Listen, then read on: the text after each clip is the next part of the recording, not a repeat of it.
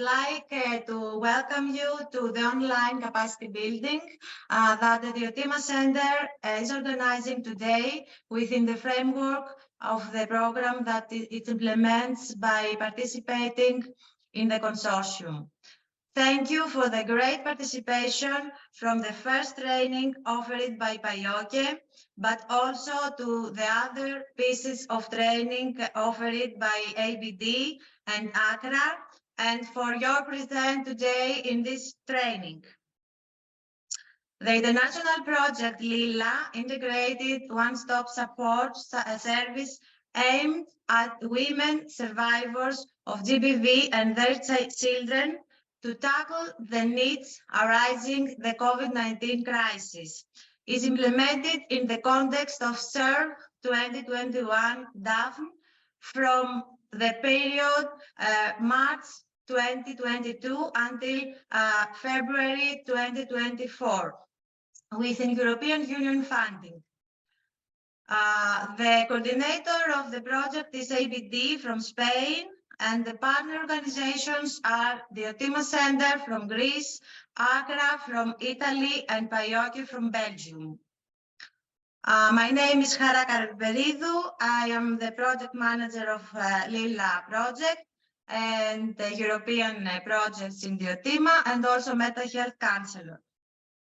About the LILA project, it aims to design and implement a comprehensive program to support survivors of GBV and their children based on their individual needs and the effects they experience due to the COVID-19 pandemic. Special focus we have given to migrant and refugee women and their children, as well as victims of trafficking and sexual exploitation, in particular victims of trafficking through the lover boy modus operandi, as these groups are particularly exposed to the violation of their rights to multiple forms of violence and the impacts of the COVID-19 pandemic. The main objects of this project are, first of all, contributing to the detection of survivors' emergency needs in the context of the COVID-19 pandemic. Secondly, strengthening and increasing the resilience of survivors so that they can escape abusive relationships and regain their self-autonomy. Another goal is to strengthen the economic independence of women, the preventing child abuse and promoting maternity support, the increase the capacity of professionals to provide support to survivors of gender-based violence, the raising awareness and informing the general public about GBV. And finally, the encouraging networking and cooperation of stakeholders. An important thing for me is that the program is also aimed at teenage girls who are survivors of the lover boy phenomenon, where the PAIOKE partner specialized on top of that and provides services on the specific population in Belgium.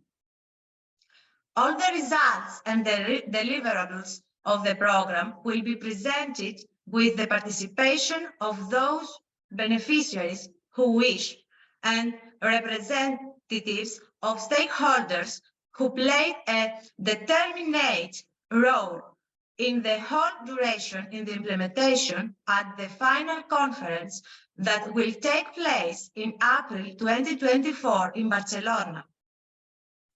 The Diotima Center implements the program and offers services in the co-capital city of Thessaloniki. The services that began to be offered by the group of executives of the Diotima Center and will be provided until the month of December 2023 at its offices in Thessaloniki are the following. First of all, individual and group sessions to strengthen their skills in emotional regulation, mental resilience. Secondly, legal counseling with the aim of providing information on women's rights, legislation on GBV, family law, the rights of women, immigrants and refugees, labor legislation, while women will also be informed about public services that provide free legal assistance. Support at individual and group level for their integration into the labor market through learning basic words on the Greek language and career guidance. For example, support for writing a CV. Mediation of access to the labor market, supporting the job search through various synergies and joint actions with other agencies at the local level.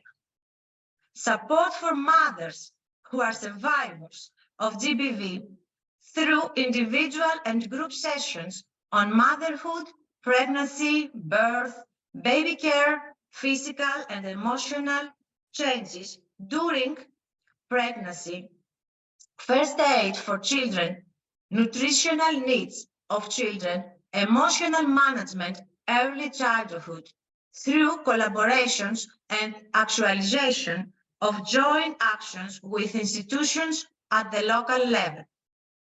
In the framework of the program, in addition to the provision of services to the beneficiaries, there is the possibility for employees to participate in online trainings to enrich their knowledge on GBV, where today this cycle is completed with this specific training.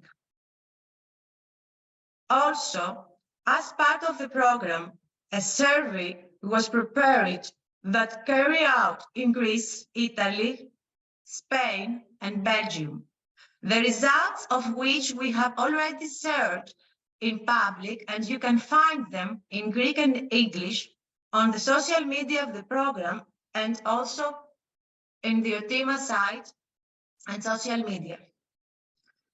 The results concerns the analysis of needs and gaps in the existing GBV response services as provided in each country, Greece, Belgium, Italy, and Spain, during and after the COVID-19 pandemic.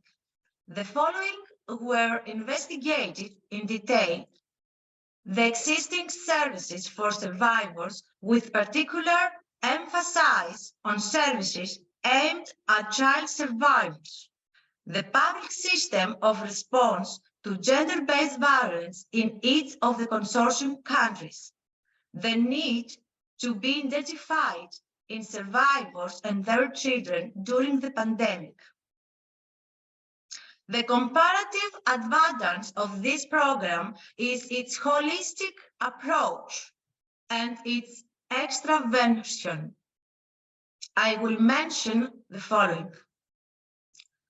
Holistic approach, as the research is done initially, and the Dutch research and pilot psychology, psychosocial intervention protocol, which is then presented in monthly meetings with stakeholders per country and per partners. Discussions are held on them with the aim of disseminating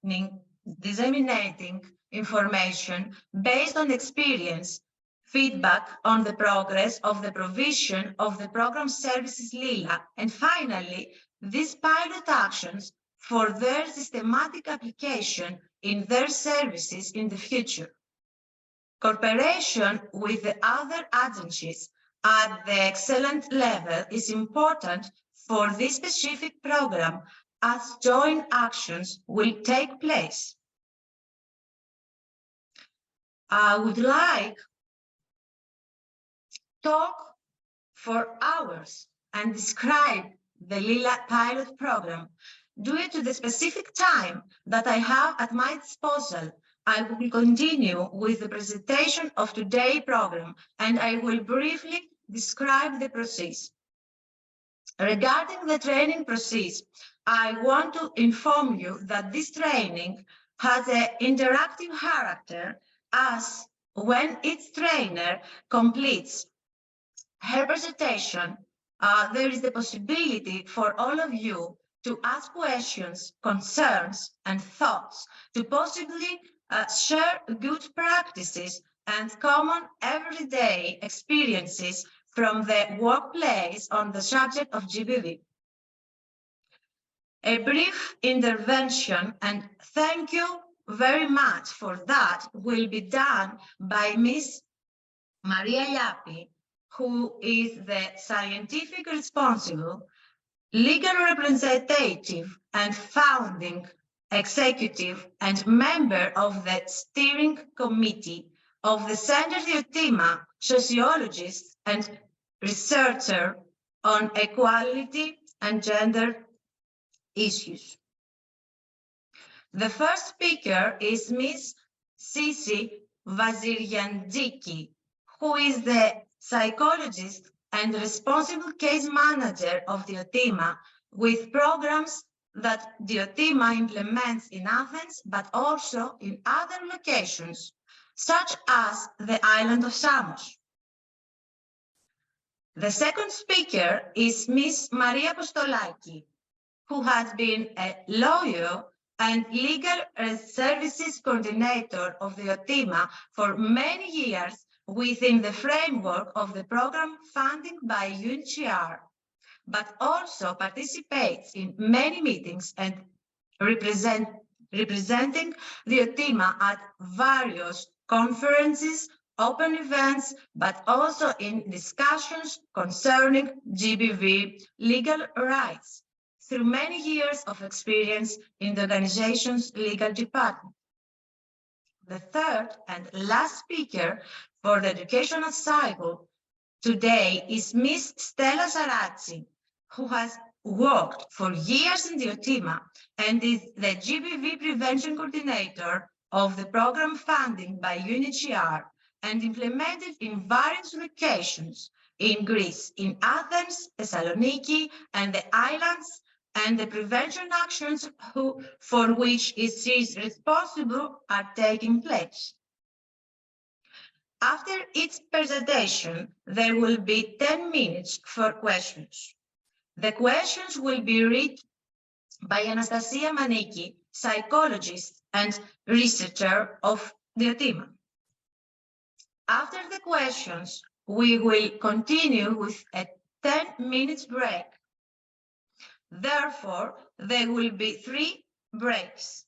Finally, as far as the procedure is concerned, there will be a long break for lunch at 12 until 1 for Greek time 1 to 2.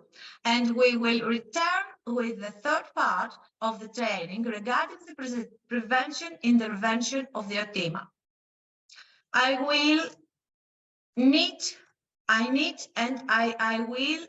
feel to need to thank you everyone very much for their presence, for the presentation of all the material that will be presented today as part of the training. If anyone wishes to receive the educational material that will be presented today during the training from 10 to 3, please send us a mail at karapiperidou.diotima@gmail.com. I repeat, karapiperidou.diotima@gmail.com. Moreover, you are given the opportunity to receive a certificate of participation after filling in the evaluation form that you will receive after the completion of today's training.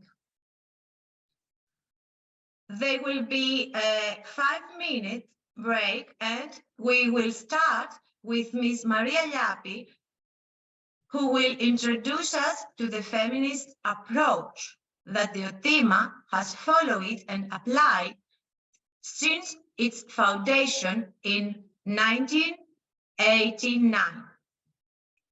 I will give the floor to Ms. Maria Llappi, the legal representative of Diotima, sociologist. Okay. And okay. Good day to everyone. Thank you for participating in this training, which is transnational, and this is very interesting, so that we have all different parts of European people participating, and I will try in 10 minutes introductory comment to discuss and share with you the methodological approach and the political approach behind the work we are doing in the field of gender-based violence. Making a starting comment, I would say that we all need and all the time to follow and be in contact with all changing socio-political context and conditionings of gender-based violence, meaning that we have to follow up new things that come up, even at the level of policies, or at the level of legal changes, etc. This is a very, the big picture, let's say. And a second point should be that we should always take into account the emerging needs of all diverse individuals. And this means that services and approaches should be inclusive and also take into consideration intersectionality, modality, and approach, meaning that all survivors that we are approaching, or we are delivering our services, or we work with them, they are not the same. They are diverse by gender, sexual orientation, and race, and class as well. So we need to have in mind that we should work with all these different analytical tools and categories. What is a major acquaintance the last years bringing by the feminist movement, I believe it is a transmission from the focus of the victimization and the victim itself to an overall idea of identifying women and femininities and other non-binary individuals apart from vulnerability only, but also giving rise to their agency, to their free will, and under conditions to their choices. So victimization only, it ends up reproducing the victimized positionality that the people suffering GBV have. So we need to support them in all these other aspects that they have. As I said, their own agency. Another point should be to approach individual and each case of GBV not only as an individualized trauma that has suffered the subject, but always contextualize it as a form of a collective trauma, meaning that we all, as females or femininities, we all live in societies where we suffer and we are exposed to variant forms of psychosocial and political threats in our lives. That this means also that we should understand gender-based violence as being in a continuum, as we say, in a continuum of violence, and not just an instance which it might be the case that the person comes to our services or it takes to the legal aid or to the courts. And considering the GBV as a continuum of violence against women, and as I said before, femininities and non-binary subjects, means that we can bring into the forefront the patriarchy and the causes, the root causes that they cause this phenomenon, and the patriarchal system in our societies, which we have to look at instead of focusing only in its case.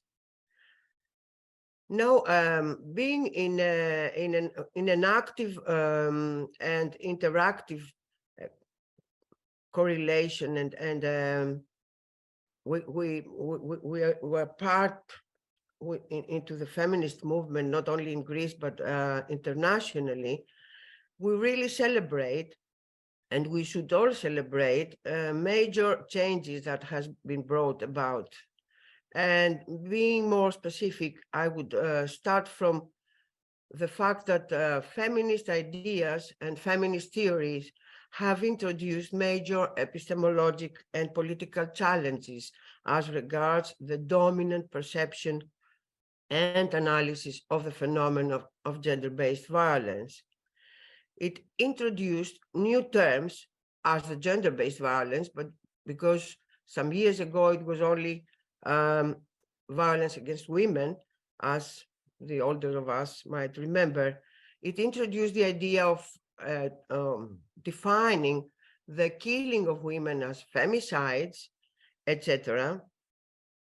It takes out of the unspeakable the social and political silencing of such phenomenon into a complex reality which is related to. It produced critique against the dominant patriarchal perception, which instead of putting at the center of investigation and accounting responsible the perpetrators, it stigmatizes again and again the victims themselves, calling the phenomenon as victim blaming, which is reproduced throughout the whole procedures once the victim or the survivor wishes to refer to all state actors. It has created a serious and evidence-based critique about the absence or underestimation of the gender aspect in the legal context, the procedures, and the public dialogue, which obscures the particular characteristics of gender crimes and contributes in the conditional protection of the survivor rights, meaning that taking to the court a case, it is only under specific conditions that the whole system implies for the protection of the survivors. Here comes the idea of speaking about the ideal victim before the courts that can be gain support and find justice through the legal system. And also the ideal perpetrator, which has to be like a monster, or he was out of his mind, or he did it out of passion, and all these myths that have been prevalent in the public discussion in the media the last many years. It pointed to the sexist discourses and practices which are reproduced and echoed by the state apparatus, the law, the judicial system, the media, and the church. It raised the importance of prevention of gender-based violence, pointing to the need of attacking the dispersed sexist culture which is prevalent in our societies, and promotes the zero tolerance against sexist culture all over.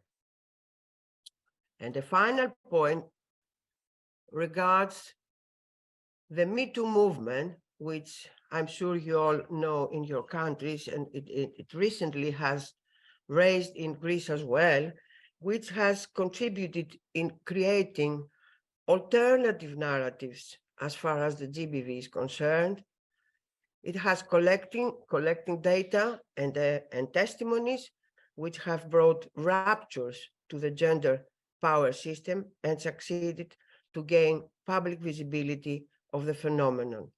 These are a few points which give the context and the set of ideas which inform our day-by-day methodology and tools and approaches with which we try to service and support women that they come in our services, and not only within our services and our organization, but also exposing these ideas and speaking about these ideas in the public agenda, in all the fora, with any occasion, producing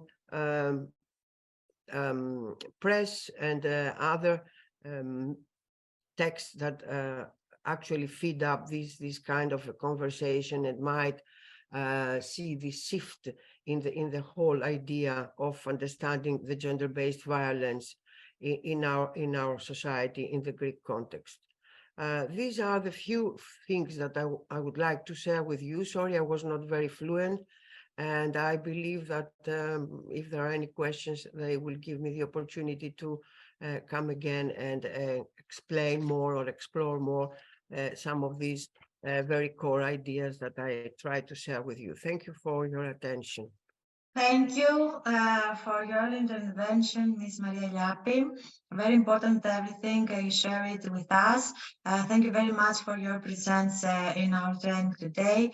We continue with questions on the intervention that Ms. Maria Iliapi just made.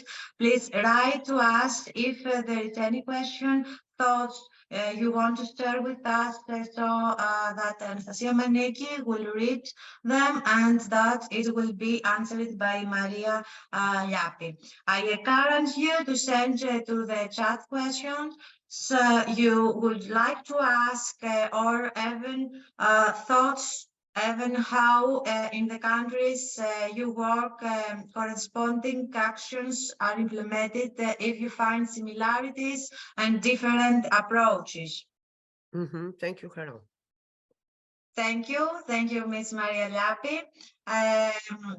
And now we can go to our 10 minutes break and return back with the first speaker to start with psychosocial support and provide via during the programs implemented by Diotima. In addition, many times apart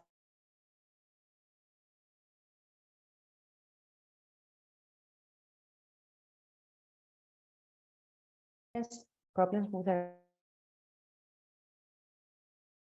Okay, so let's proceed now to the steps of GBV case management and the procedure of the responsibilities. First of all, to you about the responsibilities of GBV case managers. These are to apply knowledge of GBV to their work and provide information to survivors about the violence they experience that may help in their recovery. Communicate with survivors in a way that builds rapport and trust and promotes their healing and recovery. Carry out case management steps and procedures with survivors, which includes identify strengths the survivor that has to cope with the consequences of their experience and support in using those throughout our together. And provide emotional support to survivors throughout the case.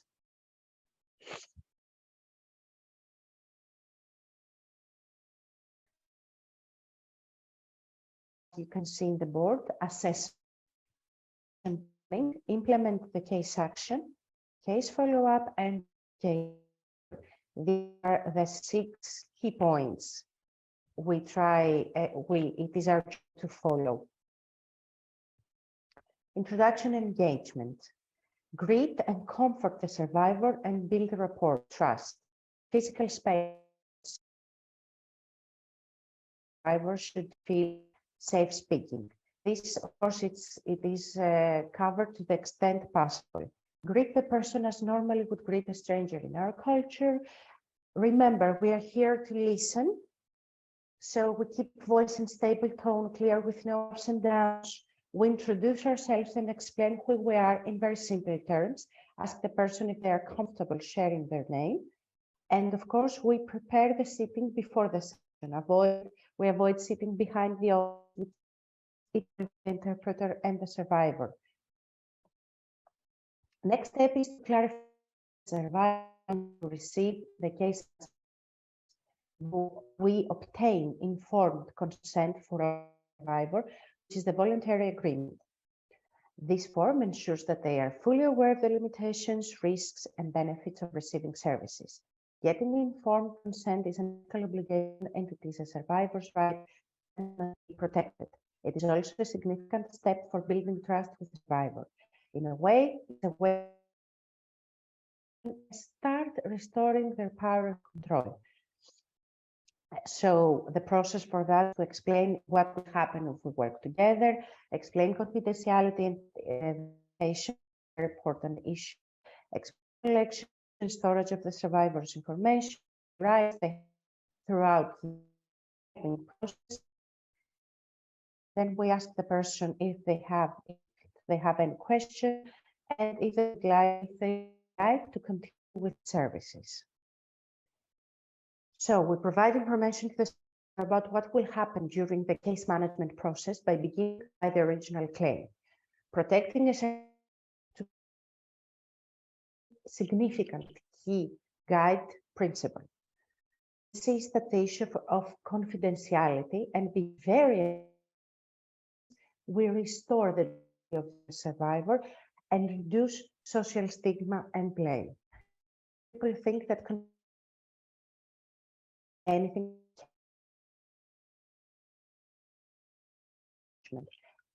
then share information unless we have the permission. Make the contact. We not want to promise confidentiality. While it may seem like an important way of building trust, it is not acceptable to make promises that will be able. This person already be betrayed and would only work.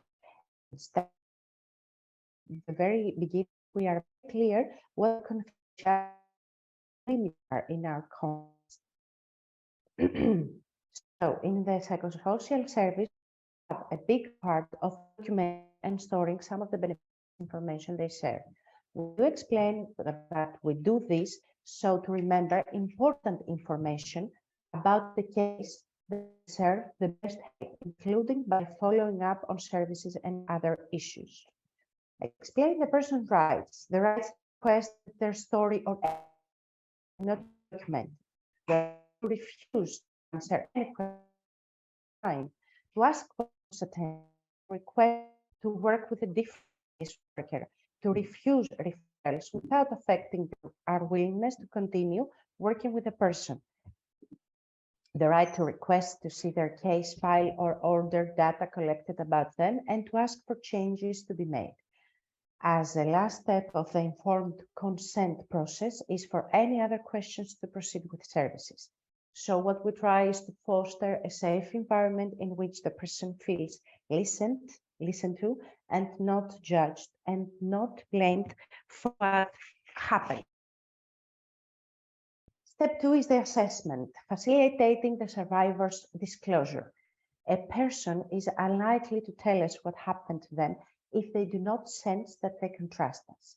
This is even more for someone who has experienced GBV, which can shatter a person's trust in all people.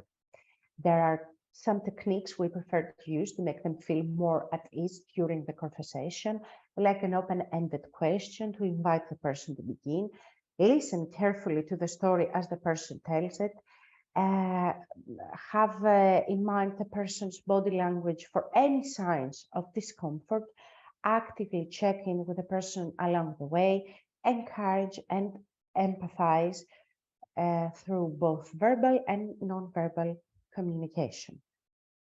We prefer clarifications only after the survivor speaks and have responded to their disclosure. Gathering background information, it's a significant step also during the assessment.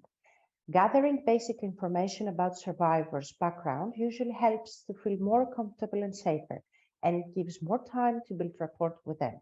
An open question that invites the persons to tell us about himself, herself, is preferred. And we do follow-up questions if necessary. Information that is helpful to know includes the survivor age, current living situation, family situation, occupation, or role in the community. We always take our cue from the survivor. If they seem eager to speak about what happened to them, follow them to do this first, and you can go back to gathering background information later on in our conversation. So what is our goal is to understand what happened, what kind of violence the person experienced. Some information are important to know because they may indicate the need for life-saving medical care, relationship of the perpetrator, the survivor, and their family, where the perpetrator is, if the survivor knows, whether the perpetrator can access the survivor easily, the occupation or role in the community of the perpetrator, the number of perpetrators, when the last incident took place. Knowing the last incident, when the last incident took place, is essential to analyze the urgency of the medical referral and for accurately informing the person about medical options. Frequency. If the person has a history of recurring abuse, we focus the assessment on the most recent incident in order to understand the current needs. Respond to a survivor's disclosure. Healing statements. Compassion, validation, and reassurance is what we have in mind. In addition to thanking the person for sharing something very difficult, we have some simple statements that can be very powerful and supportive for the person to hear. Validate and empower the survivor by saying, "You're very brave for sharing that with us, with me." Continue to build trust by saying, "I believe you." Express empathy by saying, "I'm sorry this happened to you," or "I'm sorry you're going through this." Provide reassurance that what happened was not their fault. Use phrases, "You are not to blame," or "What happened was not your fault." The experience has proven that the most significant and powerful healing statement is the statement, "I believe you." Usually in refugee settings, there is a lot of disputation and a lot of disbelief. So people do not feel very comfortable to open about what has happened. So we prefer to begin with the "I believe you." Okay, assessment of needs. Assessment begins with listening. It is important to ask the person directly how they see the situation and what they want to happen next. This helps to understand their priorities for help and support. In the immediate aftermath of an incident, the survivor's life may be at risk either because of health, compilation, or threats to safety. In such cases, it is important to prioritize these areas in the assessment of needs. So we listen and assess for the person's sense of safety in their home, in their community, identify with whom and where the survivor does not feel safe and why. We use a visual mapping, discuss what other support systems the person may have, family members, community leaders, and how they may rely on them for safety and protection, other resources that may be available or mobilized, and the person's existing safety and support system and strategies. For example, I will use actually 2 examples. Is police protection a safe option? This depends on a lot of factors such as the context, the capacity of the police, who the survivor is, the perpetrator, the person's past experience with the police. Is in an emergency, is there a hospital or health clinic the person can easily access as a temporary safe space? Is there a public or private place the person can go to as a temporary safe space? Does the person have access to a phone they could use to call someone for help? And as a last result, a survivor may want to move out of their home or area. Health needs and services. For a recent GBV incident, it is important to determine whether a medical referral is required.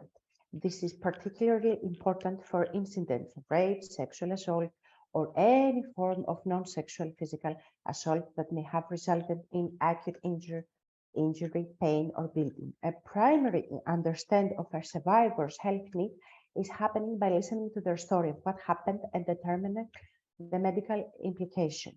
A very important knowledge is the availability, accessibility, and quality of health services in the community. We keep in mind that we may ask some clarifying questions. For example, if it was rape, physical assault, etc. What is very important is to share information with the survivor about the health consequences of GBV, particularly in the case of sexual violence. With this, the person is helped to understand the reason for a medical referral and determine if there is a more specific need. Rape, if there was vaginal penetration, can lead to unwanted pregnancy. Rape or attempted rape can put the person at risk of HIV or other STIs. I'm sorry, I need some water.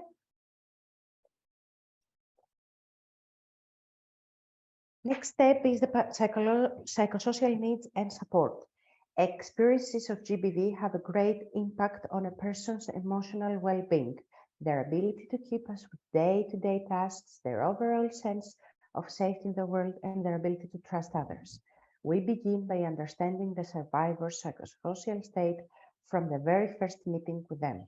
The person's emotional state, their facial expressions, their body language, and other behavior can indicate signs of distress.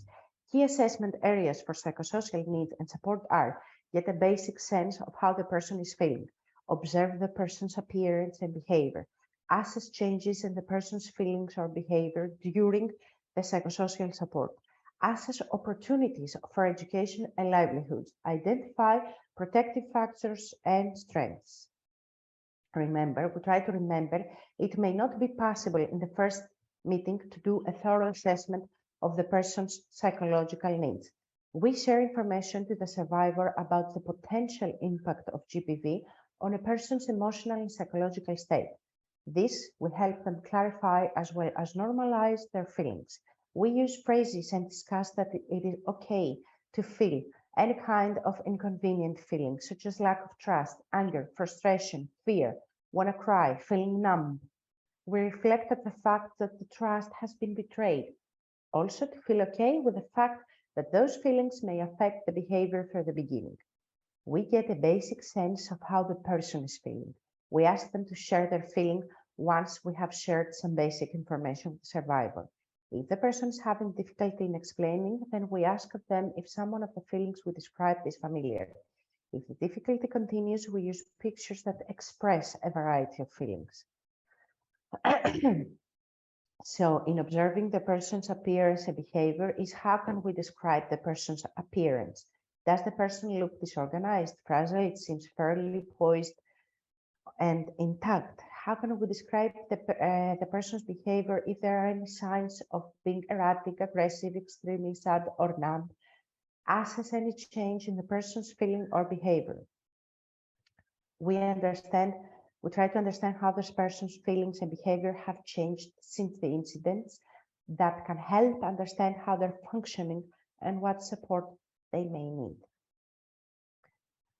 Assess opportunities for education and livelihoods. For many survivors, a meaningful activity can be a considerable source for both emotional and practical support, helping them build self-esteem as well as economic independence, if there is possibility for income, of course.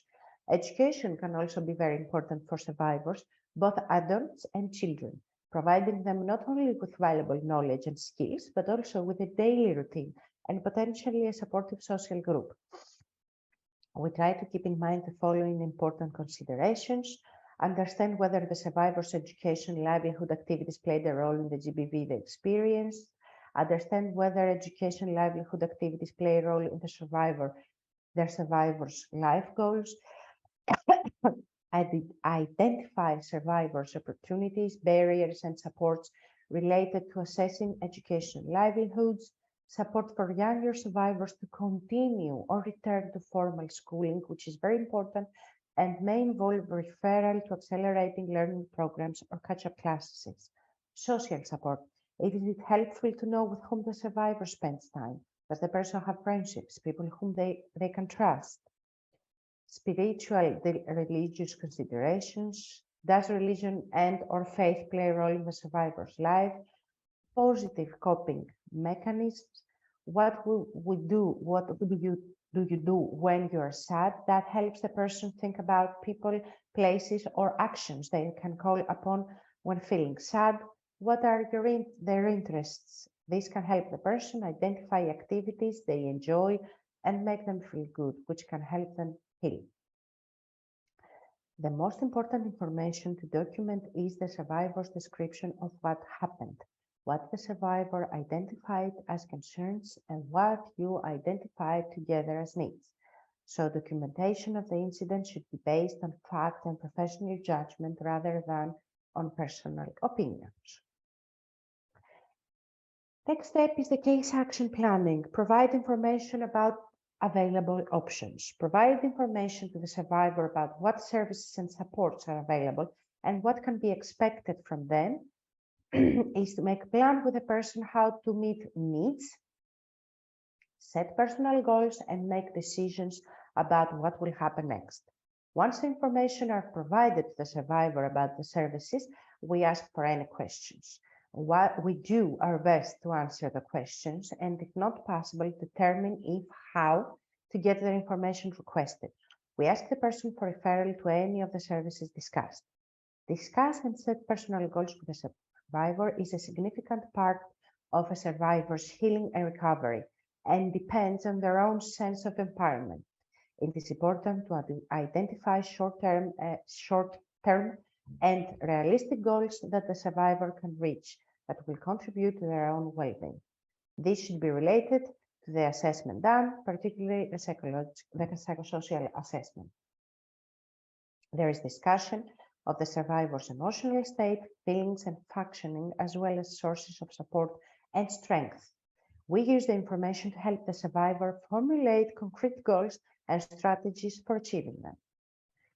Implement the case action plan. This is make referrals and support survivors to safely access services. Based on the action plan developed, the need to contact the relevant services providers to refer to the survivor's case will arise. We can also assist the survivor with assessing those services by accompanying the person to the service providers, advocating on behalf of the survivor, communicating with service providers to explain what happened and provide information about the incident as agreed with the survivor, so the survivor does not have to repeat their story. A key role of a case management is coordinating care for the survivor, and this means acting as a liaison between the survivor and service providers, advocating for timely and quality care for the survivor, and working with service providers to reduce obstacles to accessing services. The last steps of the case management is the follow-up and case closure. Case follow-up. Following up on cases is an important part of helping survivors with their needs. During case follow-up, we check on the following: monitor the case, make sure the survivor is safe and getting the help they need, and identify and overcome barriers or problems. Identify new problems and solutions. We usually meet or contact the survivor as agreed. And this is something that has been discussed during action planning, that we will do a follow-up session. So these sessions take place in locations which are safe and provide sense of comfortable and confidentiality. Specific questions are expressed regarding what has changed and the safety they feel at their place and community. Based on that information, we either reassess safety referrals or update a safety plan. An important factor of the follow-up procedure appears to be the reassessment of the psychological state and functioning of the survivor.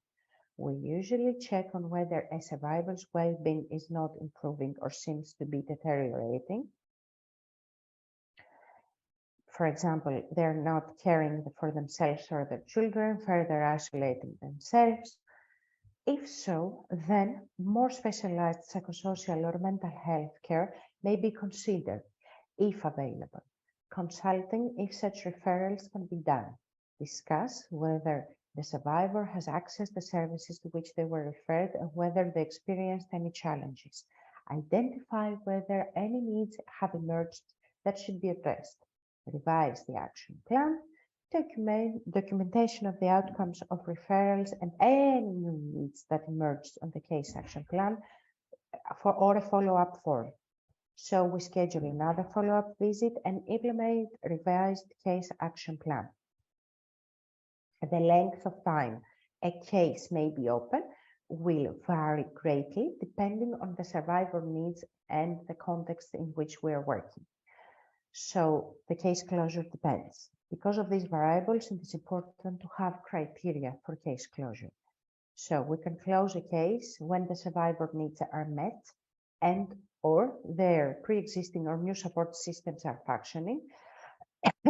When the survivor wants to close the case, sometimes survivors may feel that they do not want to continue if they haven't had all their needs met. When the survivor leaves the area or is relocated to another place, when we have not been able to reach the person for a minimum period, varies for each organization. Once the case should be closed, we document when and the specific reasons for doing so. Administer a feedback survey. So if we close the case in person and our organization uses client feedback services, we can administer the survey to the survivor after closing the case.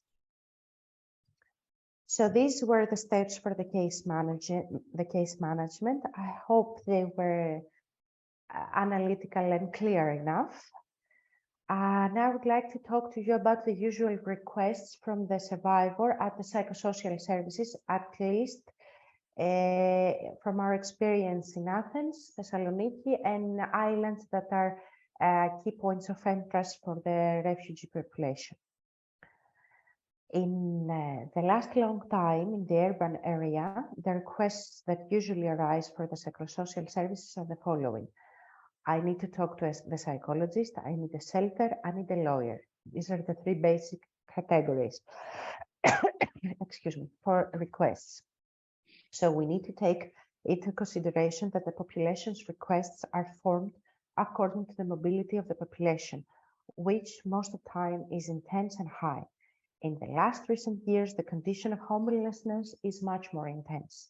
A large number of refugee population moved from the islands to the urban center, meaning Athens, Thessaloniki, and that has a result to create new needs for the refugee population.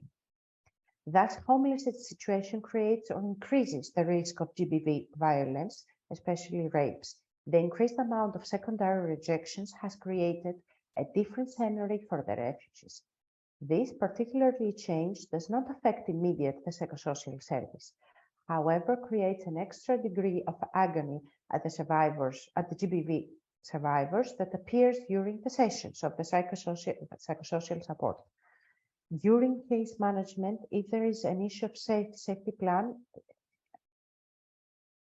it is created more agony. So we inform the beneficiary about choices regarding safe shelters, as well as the procedures and regulations. Having their consent, we move to the referral. Due to the fact that there is a small number, there is no standard availability.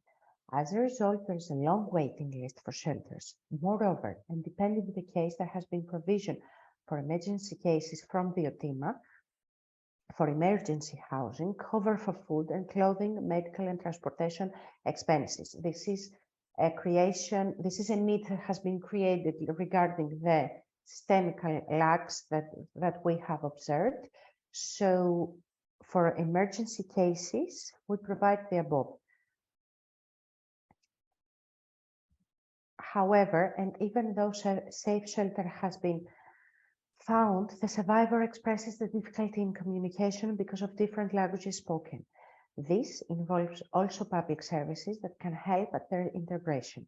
We should not take for granted that all officers or all refugees speak English. Moreover, we should not take for granted that all officers, especially in public services, have the desire to communicate and help refugee population. In these cases, we offer to accompany and be the intermediate. Often, survivors express their frustration either for the delay of the procedures, asylum, or in other programs, safe shelters, nutrition coupons, medical appointments. These feelings are mostly expressed during the sessions, with appointments with the psychosocial services creating the sense of desperation. Sorry. The general basis of the requests involve the speed of services for their requests. When that is not happening and explained from the beginning, even though it is explained from the beginning, the frustration is increased. This leads to repeated complaints and sometimes aggressiveness. Experience says that this frustration can be held in several sessions. On the other hand, there is a great number of cases that return by themselves for requests. This is proof that we're doing a good job and that any goals that were not achieved is a systemic issue and not by the service. So now I'd like to tell you about the challenges and difficulties the psychosocial service faces. The psychosocial service is asked to address a number of challenges. The psychosocial support of beneficiaries is formulated under the general circumstances, which often vary. It is a dynamic phenomenon where constancy is rather absent. Differentiations and challenges can be noticed in any intervention stage. Main challenge is the screening of current needs of refugee population as well as addressing them. In recent times, the mass movement of refugee population has increased the threat of homelessness and exposure to people at risk of GBV. It is a fact that placements in shelters are proved to fall short to current needs, which provokes difficulties at multiple levels. Dominant is the fact that the state of homelessness exposes GBV survivors to the risk of repeated trauma and GBV. For example, men and women occupy themselves as sex workers in order to provide accommodation to their children and themselves and make ends meet. Several shortages can be found in short-term of emergency accommodation facilities. Another challenge lies in the fact that there is a gap in preparation or integration planning of GBV survivors after they exit safe shelters. These gaps are common both in the city of Athens as well as Thessaloniki. Regarding island ports of entry of newcomers, severe lack of accommodation facilities for general public also can be found. Asylum procedure is usually time-consuming, which adds agony to the pre-existing ones, a fact that depends the feeling of institutionalization and helplessness, all above in conjunction with a different cultural feeling of uncertainty and what is next to come. The systemic lack of safe shelters of GBV survivors combined with a long list of waiting create a huge burden at all levels. These are circumstances that most of the times the psychosocial service is dealing quite often among the requests of the survivors. There is also lack in the preparation of the survivors after the period they have at the shelters.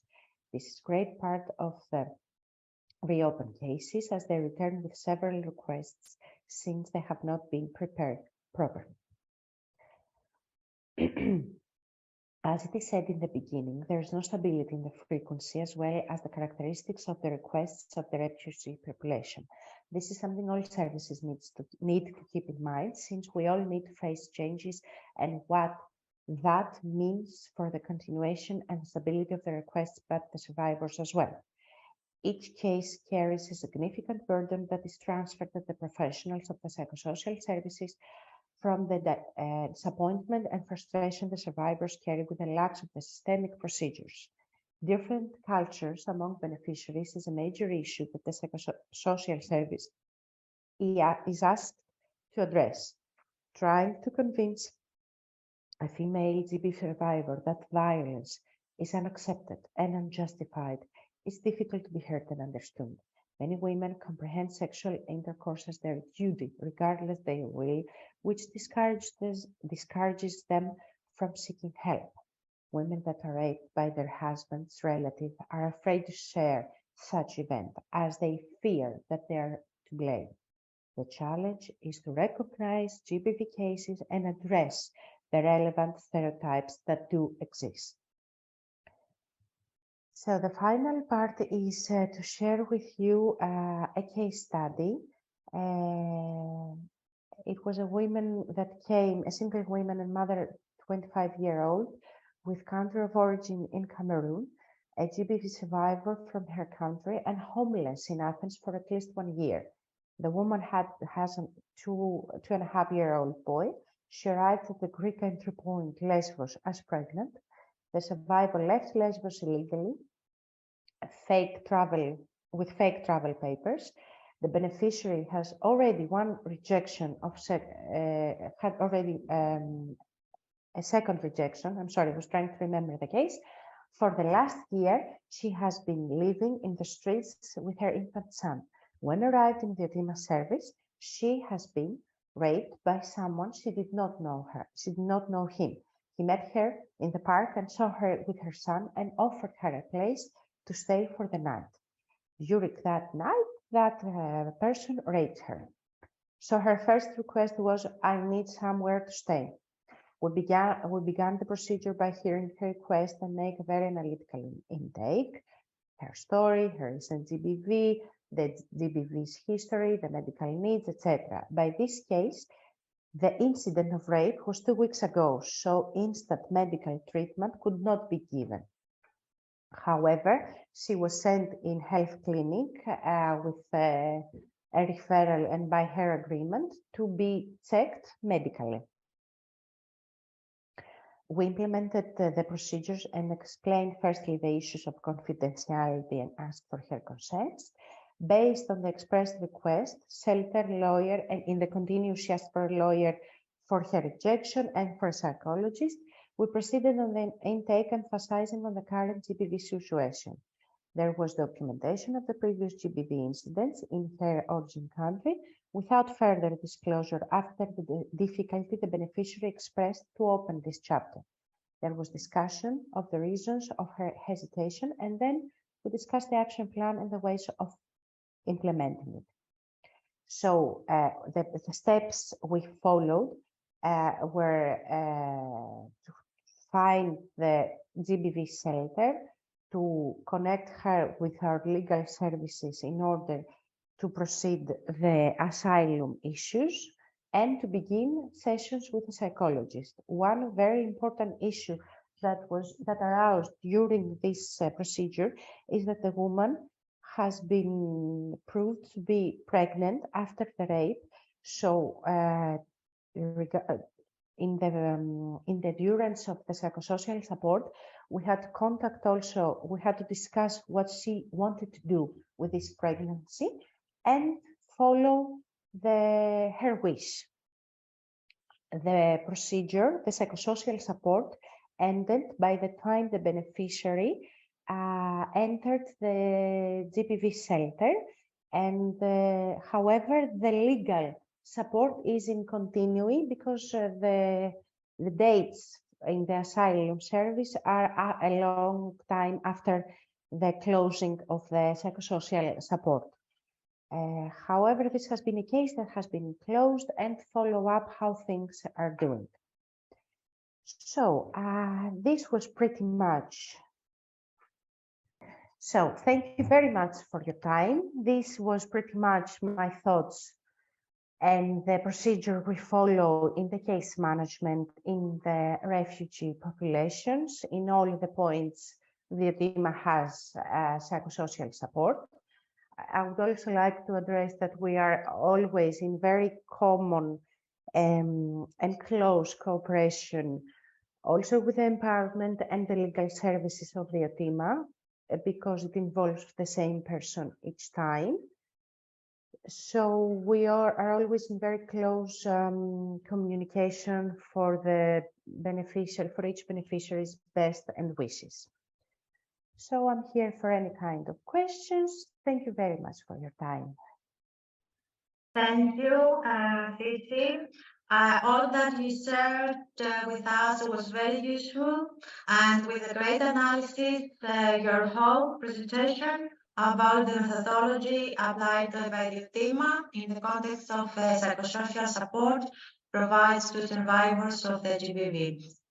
Very important, your refers to the challenges that exist and are faced by the GBV survivors. I think you give the opportunity to share with us, the participants who works in for another organizations and other countries, the challenges that exist and how we balance them. So let's start with the questions. Please feel free to write in the chat if there is any question or thoughts you want to share with us, so that Anastasia Maniki will read them and that they will be answered by Sisi. Mhm. I can see a question. It says, from your point of view, having an intermediary translator facilitates or hinders the recovery process? Anastasia, do you think that you can write it somewhere so that I can see it? I cannot hear you very well. Sorry for that. Yeah, of course. Is there in the chat possibility for me to see it written? Okay. From your point of view, having an intermediate or translator facilitates the recovery process. I think from what my experience says, the intermediate translator is always a step of facilitations. Are very rare the cases that hinders the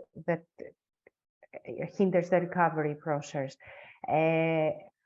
I think it is why this is very important, because they have the common language. So for the GBV survivor, it is always very, very important, usually, not always, let's not use that word. It is usually very important and safe to speak in the language they know and to express their feelings in the language they know. So the translator, the intermediate translator, is a very important key factor in our work.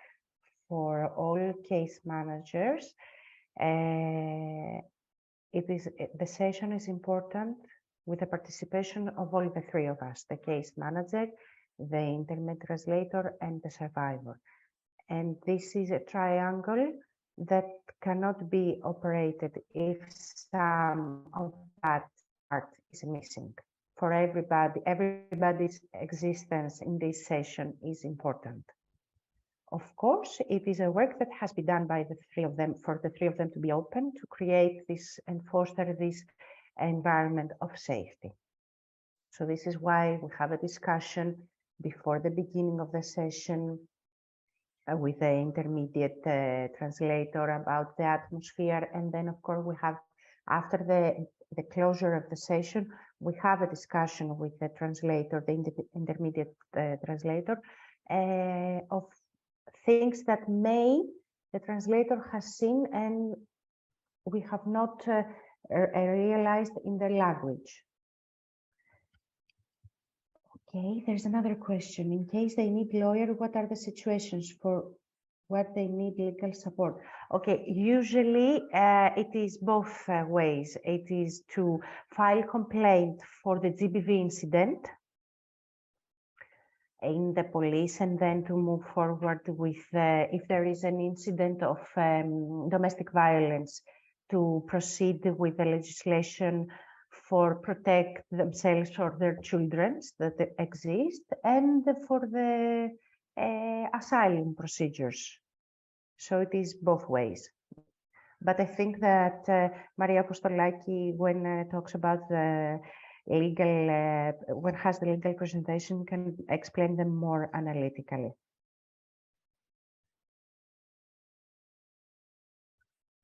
There are other questions. Yes.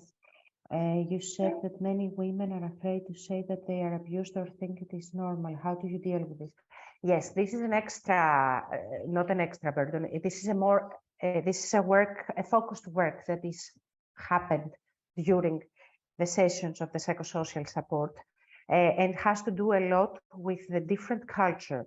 This has been observed mostly in Iranian or Afghanistan women that come from Afghanistan or Iran women or Syria.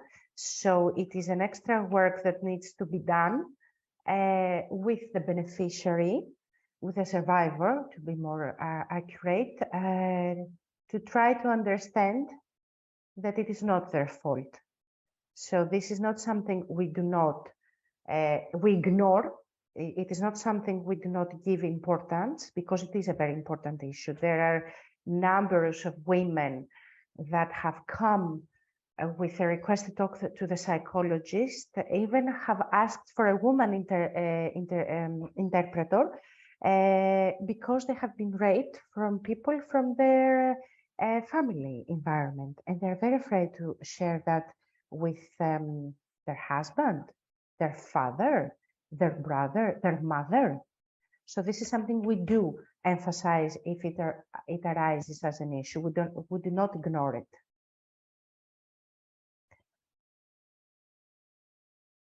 I'm not sure I'm reading well.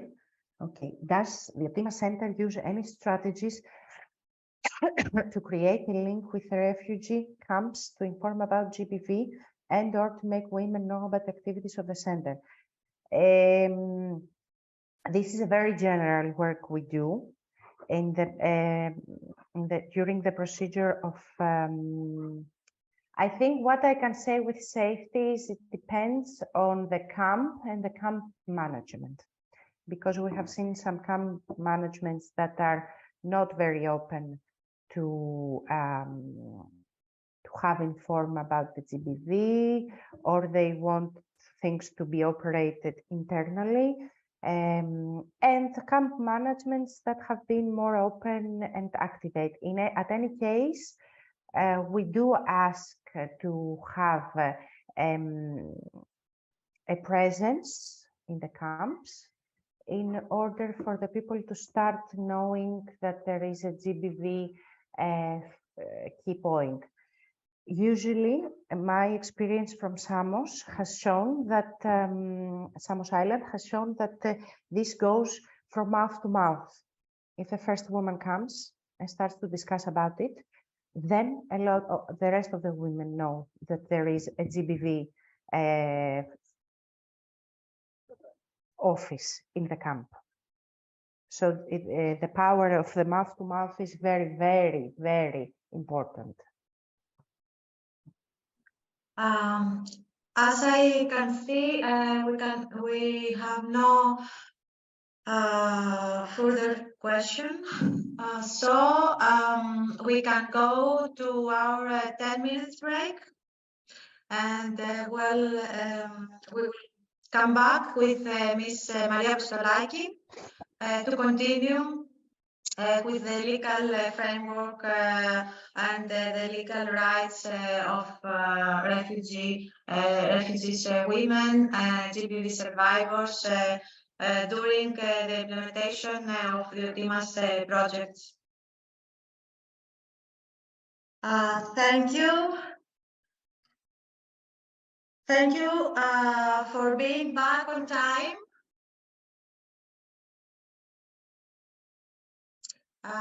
We have received one more question, and Cici is here to answer. I will give the floor to Cici.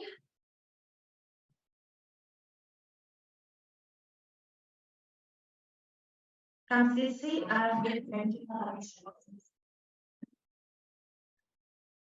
So, sorry, Maria, 1 minute. Regarding the question, a woman refugee self-accommodated out of asylum procedure has also the criteria of service of many organizations. A woman comes with a request, I left my home, I need a place to stay. She's facing domestic and constant violence from her husband, but do not wish to involve with the police or take any action. She only wants to have a place to stay. This option is not immediately available, so she's being hosted by some people she knows for a short period. She also does not recognize as exactly domestic violence her husband's behavior. She does not wish to see or speak nor to a psychologist, nor to a lawyer, because she wants to take a decision if we'll separate or not. Be herself only. She's eventually going back to her home. How do you deal with such cases?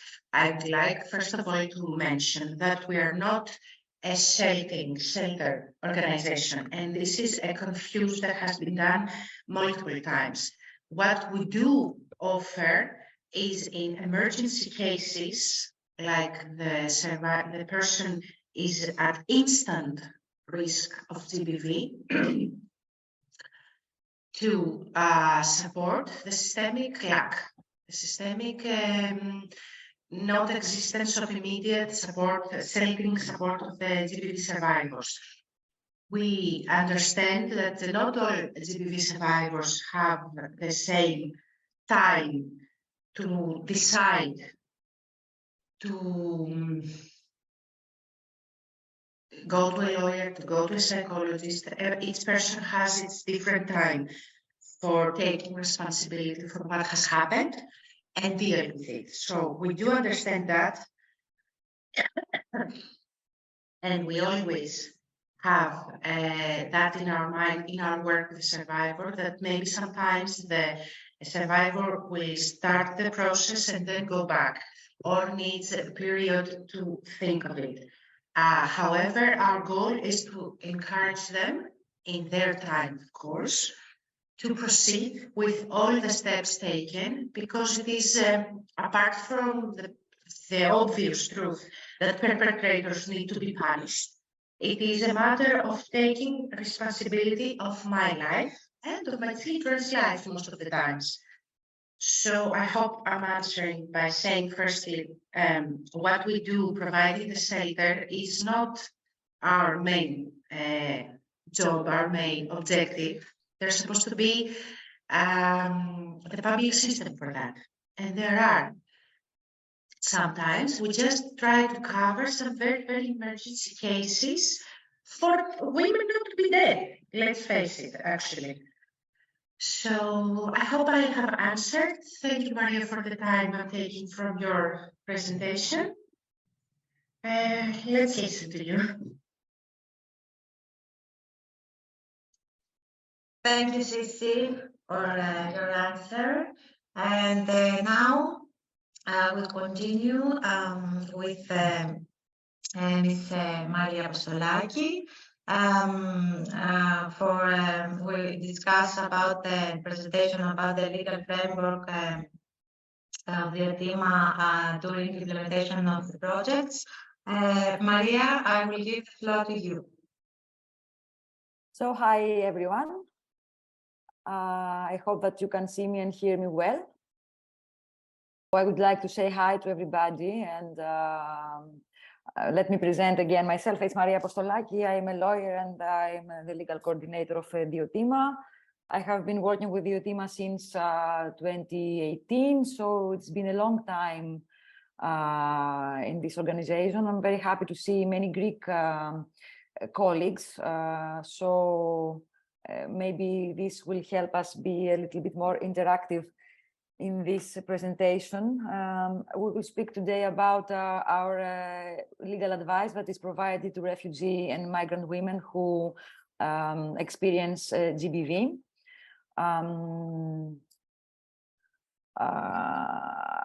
Speaking about the urban areas of Athens and Thessaloniki, we could surely say that there is no accurate number of persons that reside in Thessaloniki and Athens with a refugee or a migrant profile.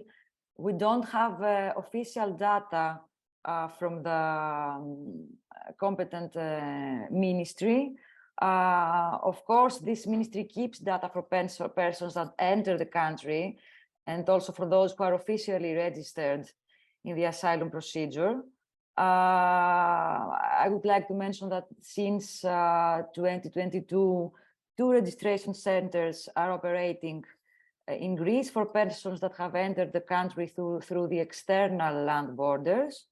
One is operating in the southern Greece, in Malakasa, and one in the northern Greece, Diavata.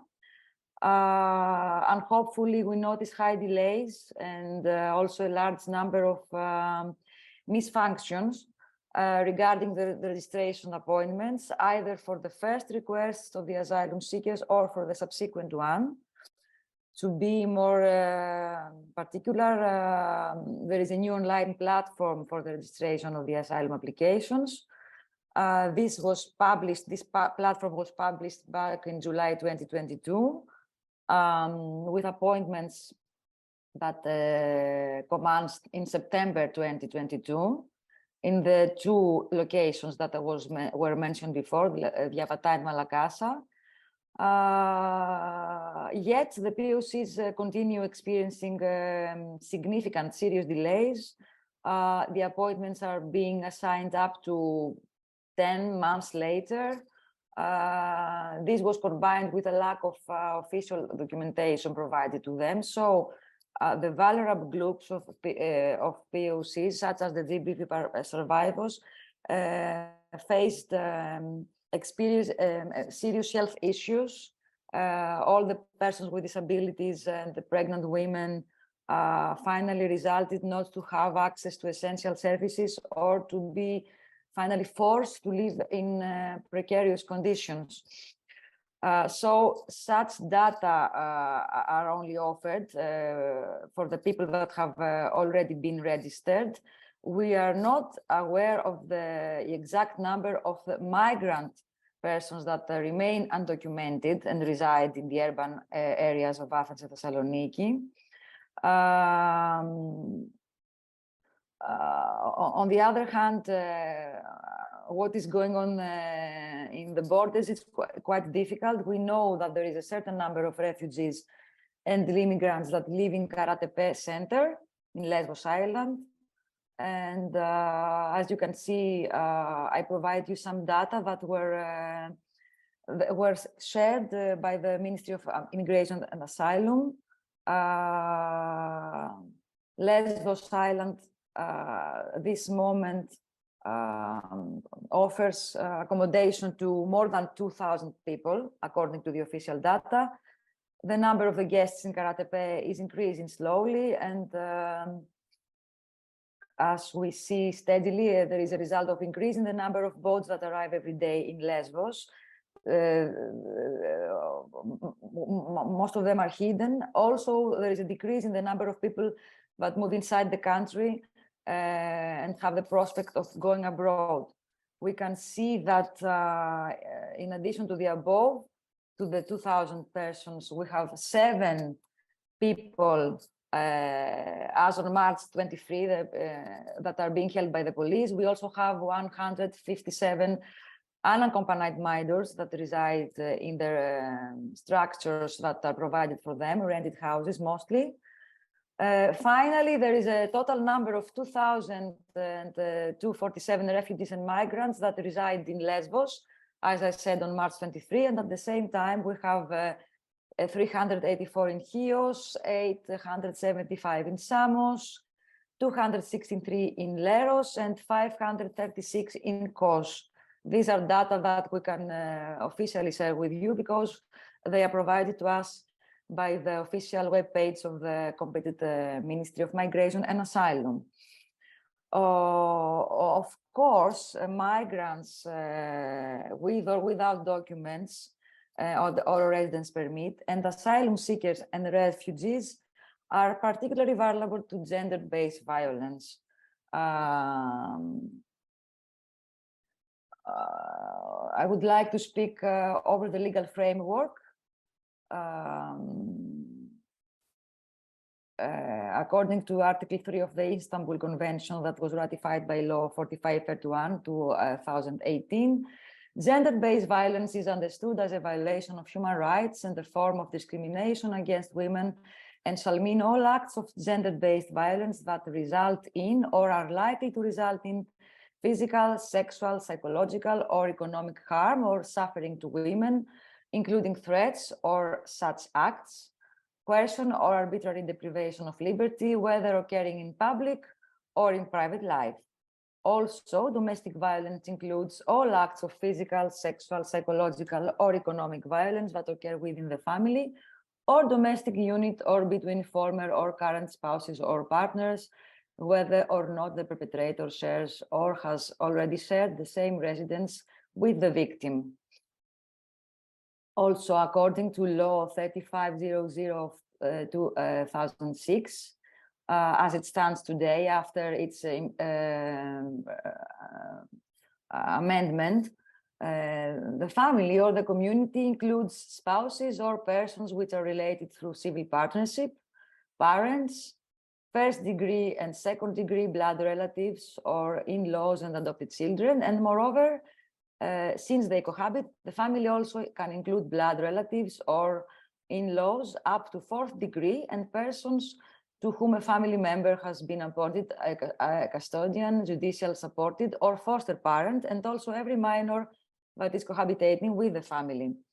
The provisions of the law for domestic violence also apply to permanent spouses and children, whether they are both or one of the spouses, ex-spouses, and ex-partners of civil partnership, and ex-permanent partners.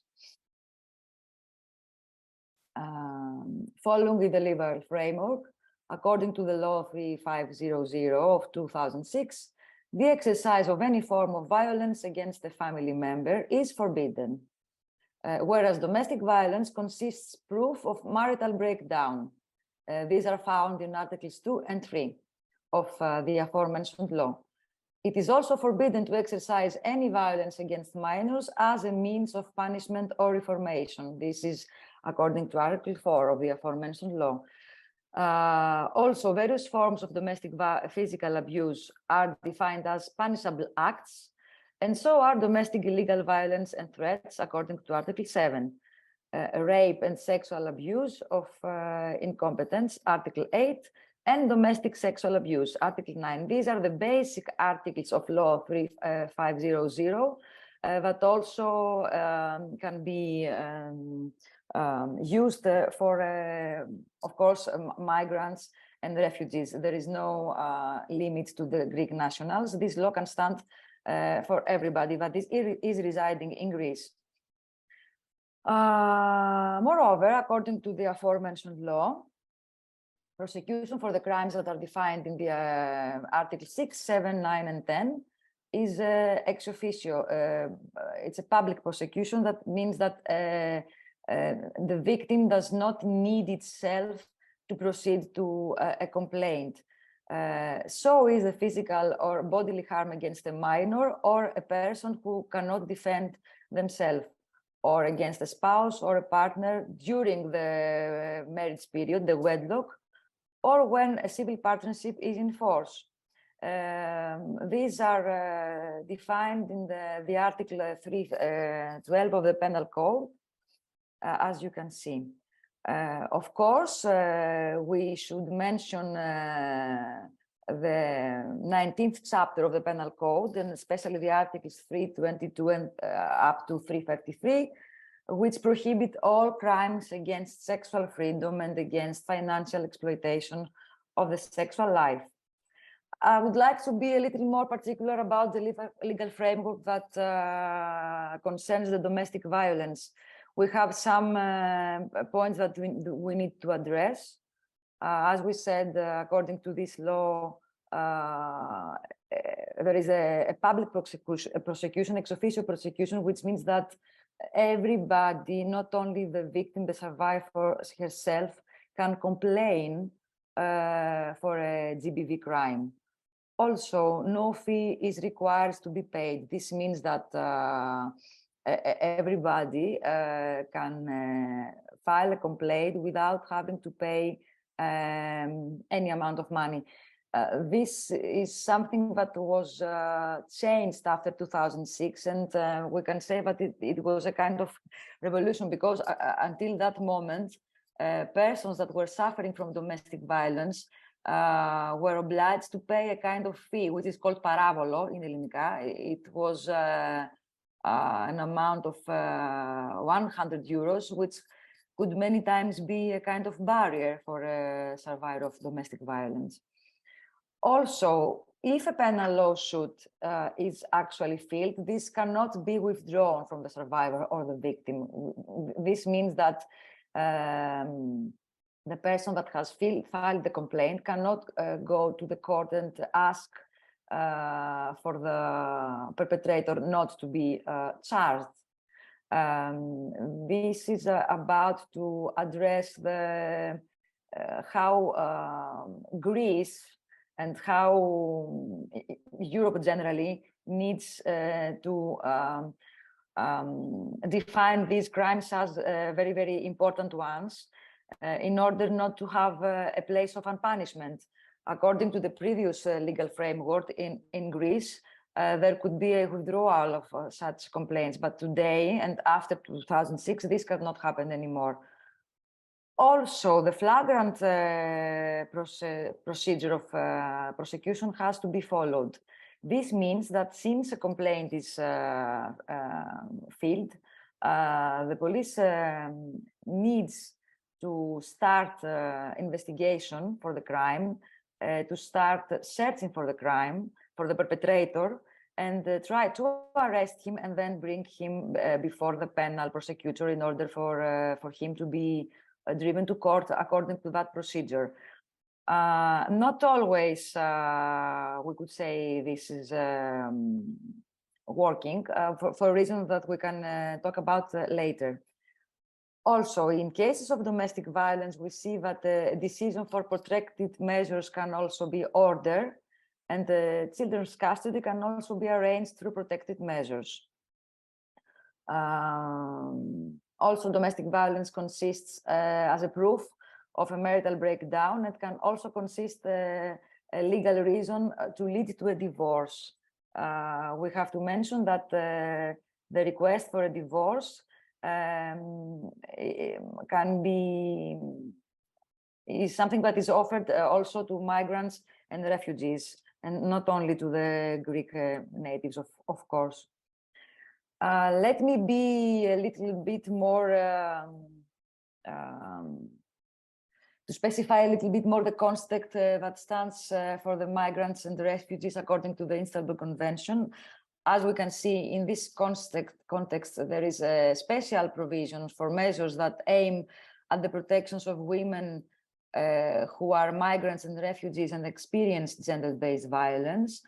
We have the Article 6, paragraph 1, that concerns the gender-based asylum claims, according to which all member states shall take all the necessary legislative or other measures to ensure that the gender-based violence against women is indeed recognized as a form of prosecution within the meaning of Article 1 of Geneva Convention that is related to the status of refugees. And also it is recognized as a form of a serious harm, but gives rise to complementary or subsidiary protection. Also, according to paragraph 2 of the above article, the member states should also ensure that a gender-sensitive interpretation is given to each of the convention grounds, and that where it is established that the persecution feared is for one or more of these grounds, then applicants shall be granted the refugee status. According to paragraph 3 of the above mentioned article, all member states shall take the necessary legislative or other measures to also develop gender-sensitive reception procedures and support the services for asylum seekers, as well as gender guidelines and gender-sensitive asylum procedures that include the refugee status determination and application for international protection. Following with the Istanbul Convention, we have Article 61, according to which an additional and a very significant provision says that repeating the obligation to respect the principle of asylum and international protection is the principle of non-refoulement, which means that no survivor of GBV can be returned to the country of origin because of the vulnerability of being a GBV survivor. This means that violent incidents can be reported even by persons who do not have the documentation which is necessary to reside legally in Greece. This means actually that sans-papiers people with no documentation at all can indeed proceed to a police station and file a complaint without being feared of being arrested. Of course, we have seen lots of times the police officers not to be exactly aware of these provisions, and we have seen survivors even being arrested because they proceed to file such a complaint. Finally, after advocacy actions of Diotima, among other organizations, we have managed to be informed that there are special provisions, confidential ones, that the police are shared. According to them, it is ensured that no survivor of GBV will be arrested when going to report a GBV crime. Also, third country nationals who are victims of domestic violence can apply for a residence permit for humanitarian reasons, according to Article 19 of the Migration Code, as it stands until today. And the deportation is not allowed for these undocumented survivors that go to a police station in order to file such a report or a complaint for a GBV crime. Now, I have given you just a very, very basic idea of the legal framework that exists and is working in Greece right now. Let me speak about the type of legal assistance and the provision of our services in Diotima that are offered to the beneficiaries that we support. Our legal department provides free GBV legal services to refugees and migrants, which include legal counseling, the escorting before administrative and police authorities, legal representation before the court, and also support and assistance and aid at the migration and asylum procedures, both at first and at second instance, meaning the appeals committees. On these grounds, we have the legal requests of our beneficiaries, which concern specialized GBV legal counseling, specialized support, personal support in asylum procedures, such as support in registration, according to the platform application that was mentioned before, the preparation and the escorting in the asylum interview, the drafting of the memos for the asylum interview, the legal support before the appeals committees if we have a first rejection, the drafting of all the relevant memos before the appeals committees. Also, the requests are consultation and aid that concern the submission of penal lawsuits for gender-based violence and domestic violence. Also, legal aid that concerns the assignment of custody of minor children, if there are any, which can be provided via interim measures against the perpetrators. Also, they request our assistance in the perpetrator's removal, which can also be achieved after preliminary orders of the court. And there is also a request for assistance in legal procedures that concern the victims of trafficking in human beings for sexual reasons.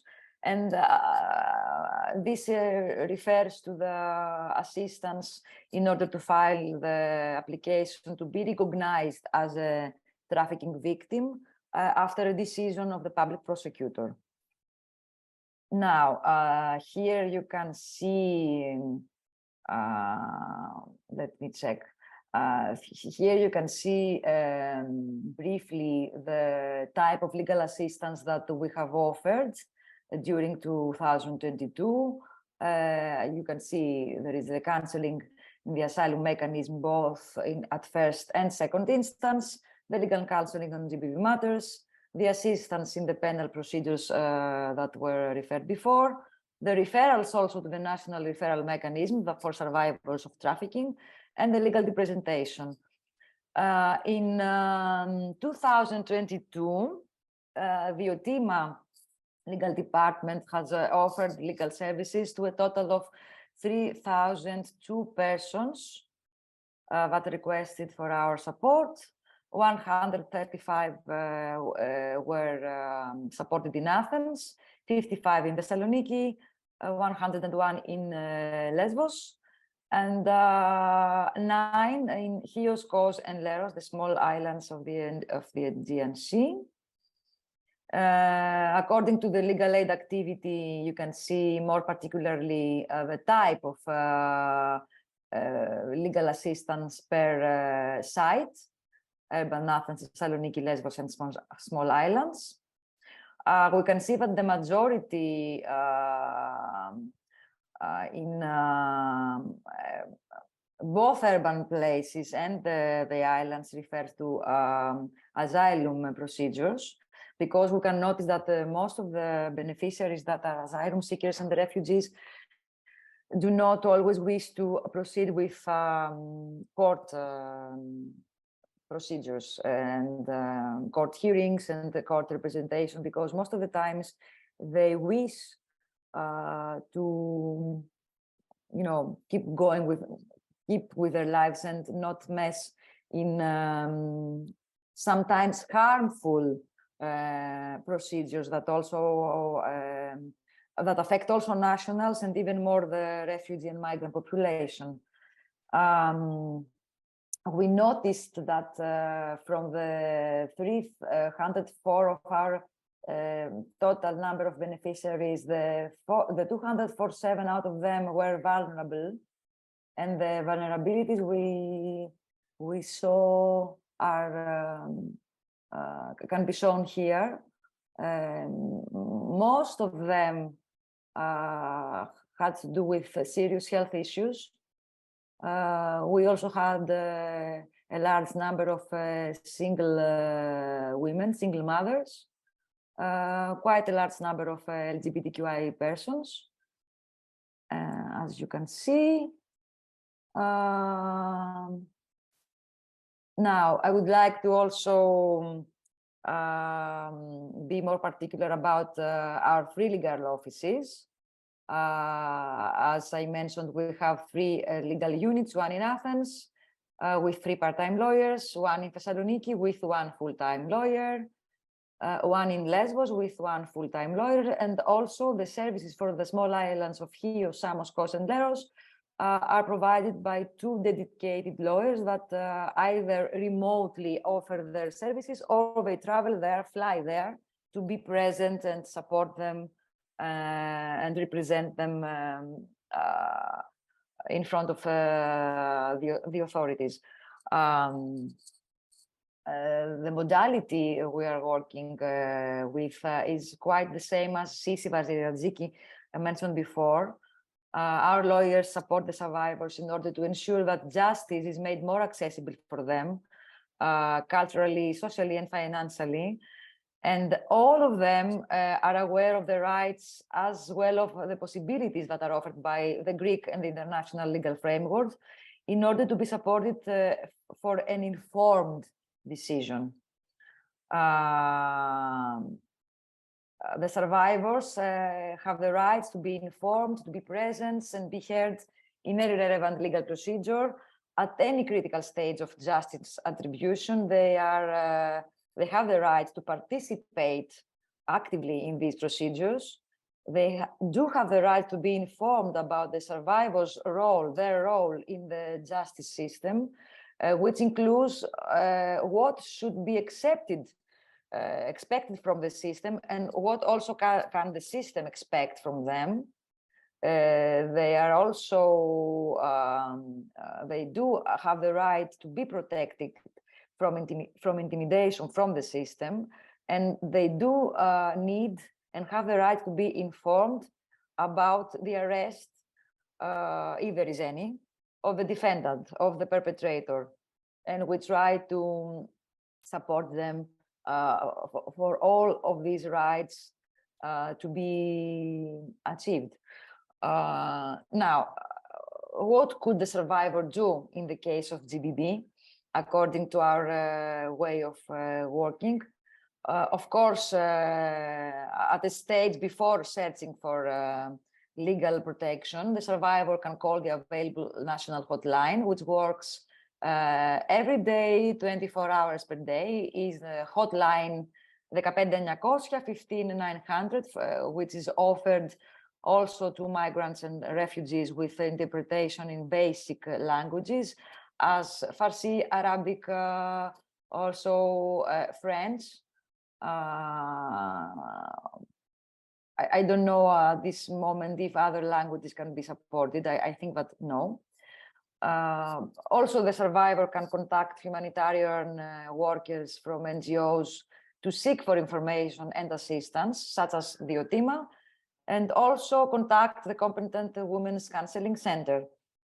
Apart from that, the legal protection and assistance can be requested, and the survivor can ask for assistance to sue the perpetrator in an oral or a written way at any police station, ask that the harassment incident is noted in a book which is called Incidents Book, Βιβλιοσυμβάντων for the Greek speakers, and ask to have a copy of the police department. She can ask the police station to call the perpetration to have against him some recommendation if the survivor does not wish to sue him. I need to address here that this is a kind of action which I don't agree with a lot, because as we said before, it's a kind of ex officio prosecution for these crimes. This means that if the police officer is aware of a GBV incident, no recommendation simply can be made to the perpetrator. Normally, the police authorities should search for the perpetrator and arrest him, especially if there is a flagrant crime. But because we understand that many survivors do not wish to sue them because, I mean the perpetrators, because they don't wish to be more, how can I say, they don't wish to spend time and be psychologically more burdened during this procedure. They keep asking the police officers to make recommendations to the perpetrators. We strongly do not encourage them to follow only to recommendations, because, as we said, domestic violence and sexual violence and all GBV crimes should be examined ex officio. There is no choice of the police officer just to call the perpetrator and recommend him to be good to the spouse, to the wife, to the to the member of the family that is being harassed and generally suffers.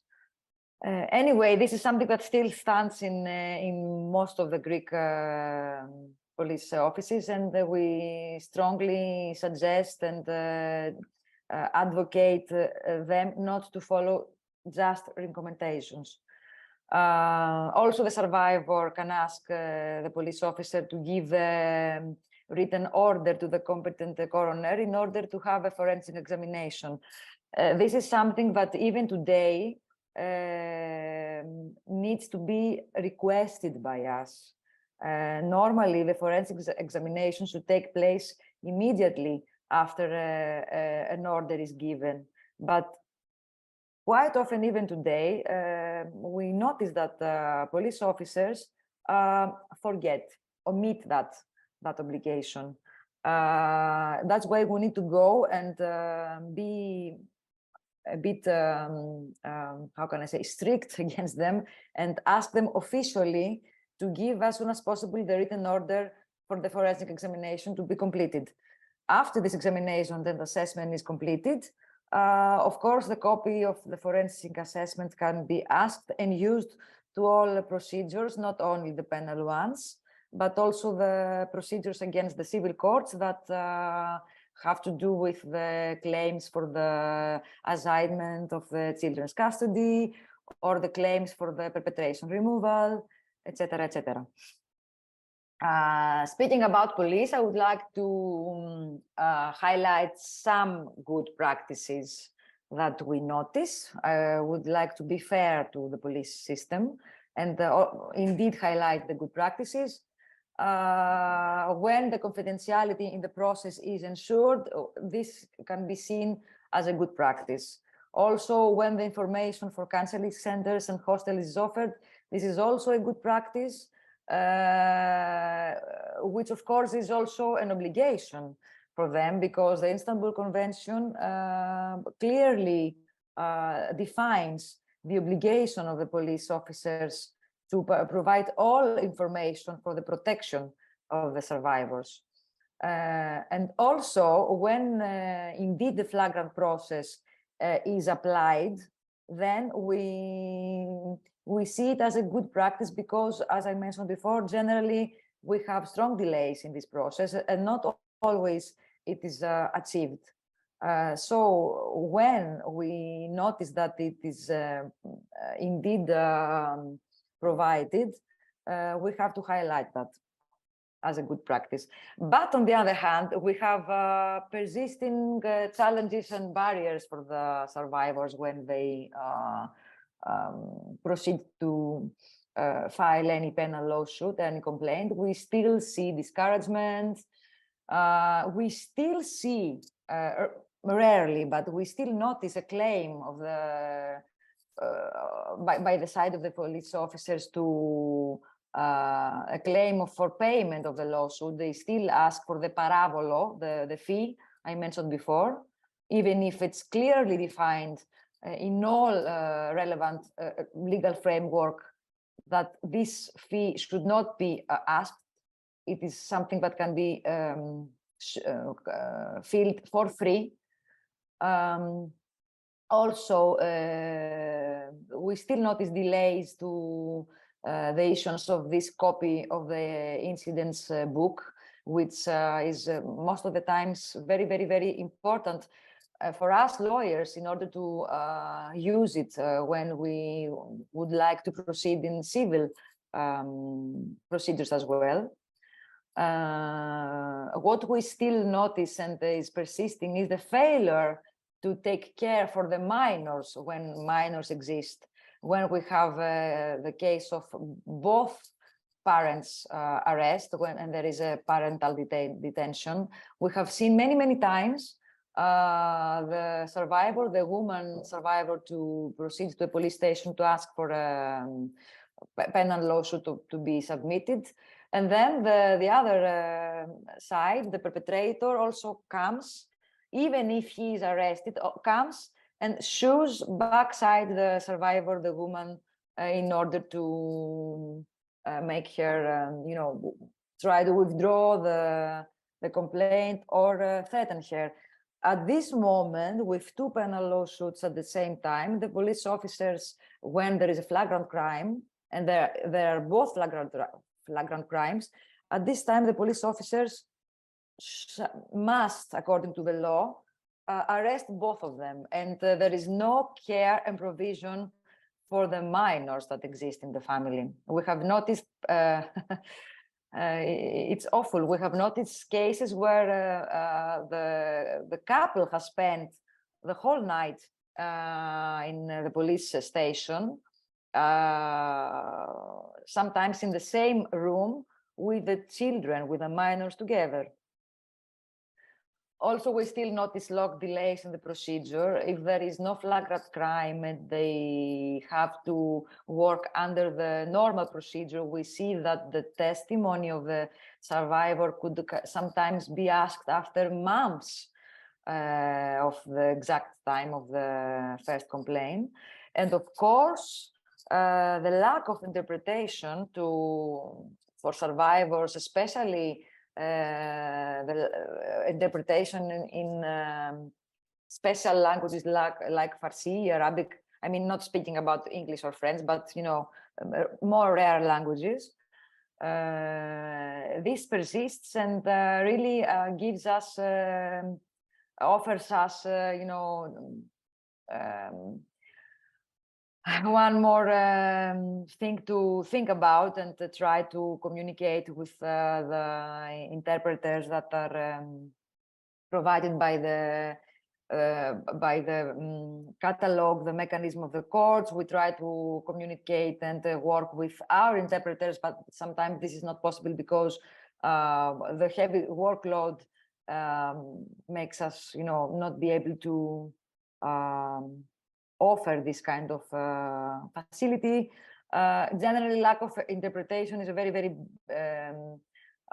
important barrier and a challenge that still persists and makes our work really more difficult. I don't know if I have given you a picture of what we do. I would like to ask if you have the time or if you are willing to share with me your thoughts, or before that to provide you with two case studies and let you have a time to think over them, and then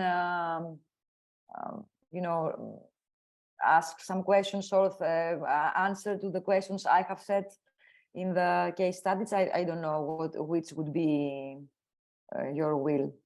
I don't know, Hara, what would you suggest? I have prepared two case studies. I can share my screen with you and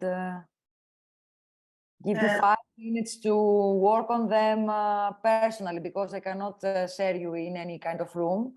But these are two case studies. We have been working with colleagues from the humanitarian field that we work with, because I also need to mention that apart from our legal support, our legal department and our colleagues, the lawyers, also offer kinds of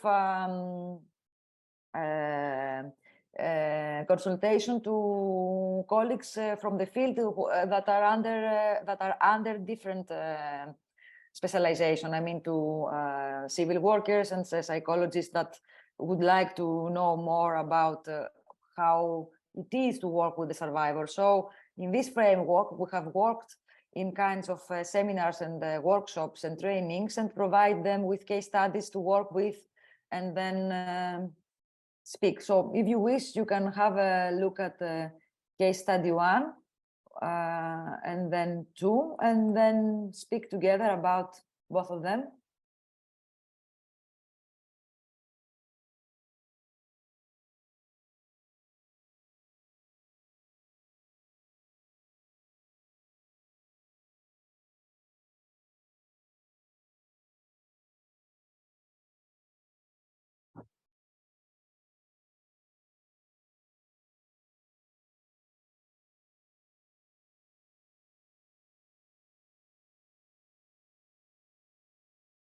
Is there anybody who would like to share his thoughts about the case study number 1?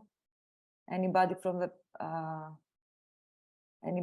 our participants?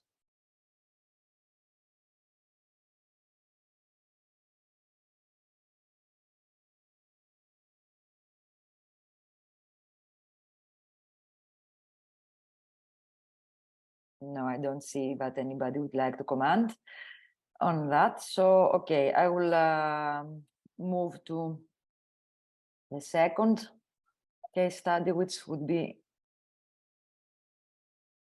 here.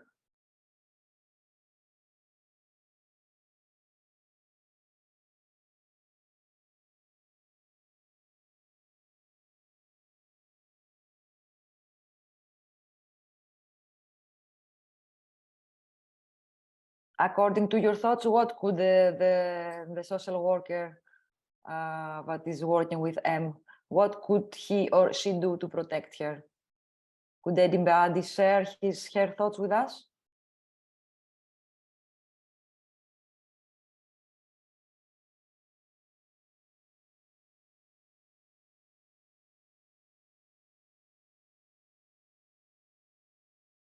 So Gabriela Raluca has answered that it is domestic violence and also DBV. I imagine that you refer, Gabriela, to the first case study. Eh?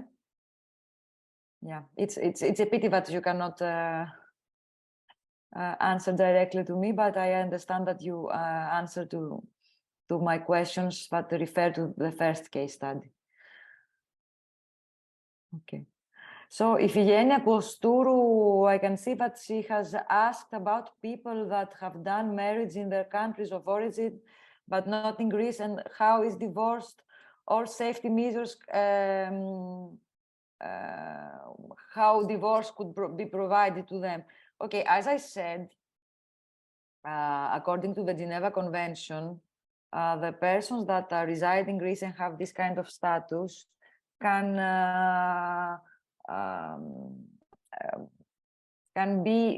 request for justice in Greece, and they can have all the provisions that also stand for nationals, for Greek natives.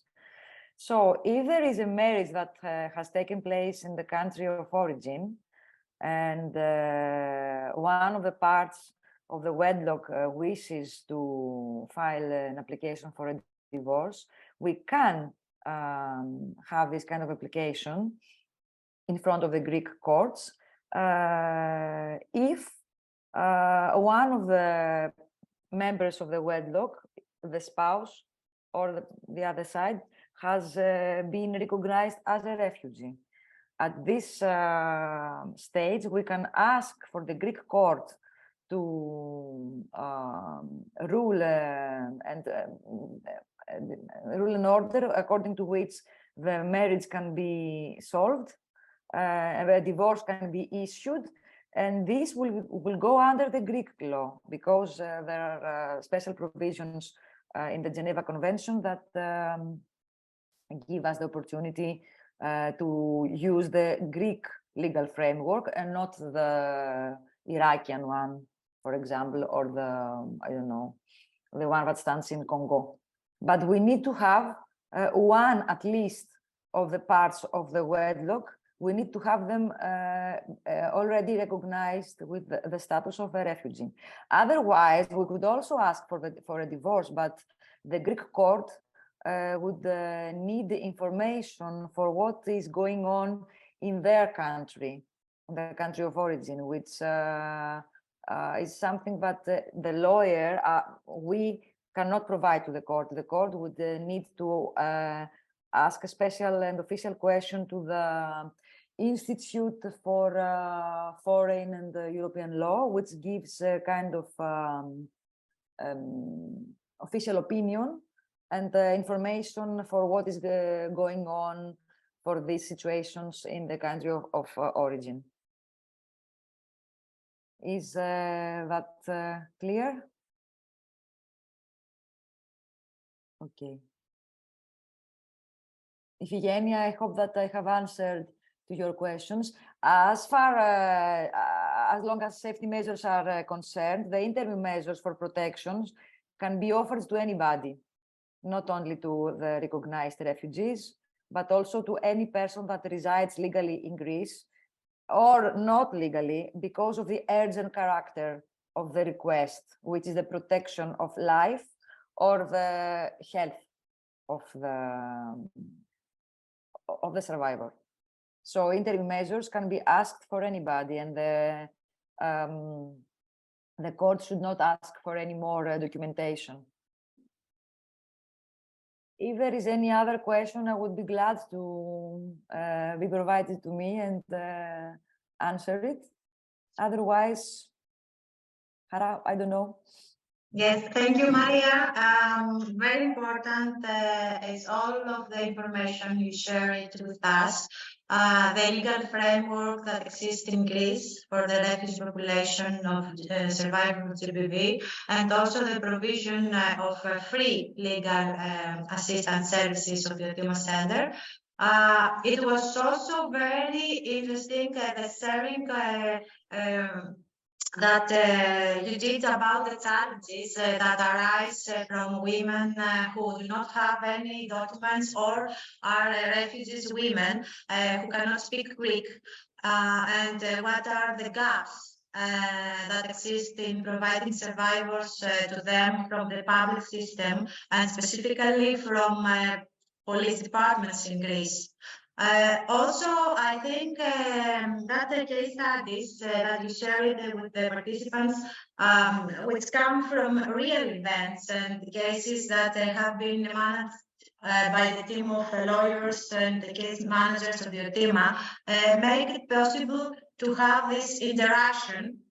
And at this point, I will repeat, please, the procedure is send email, send in the chat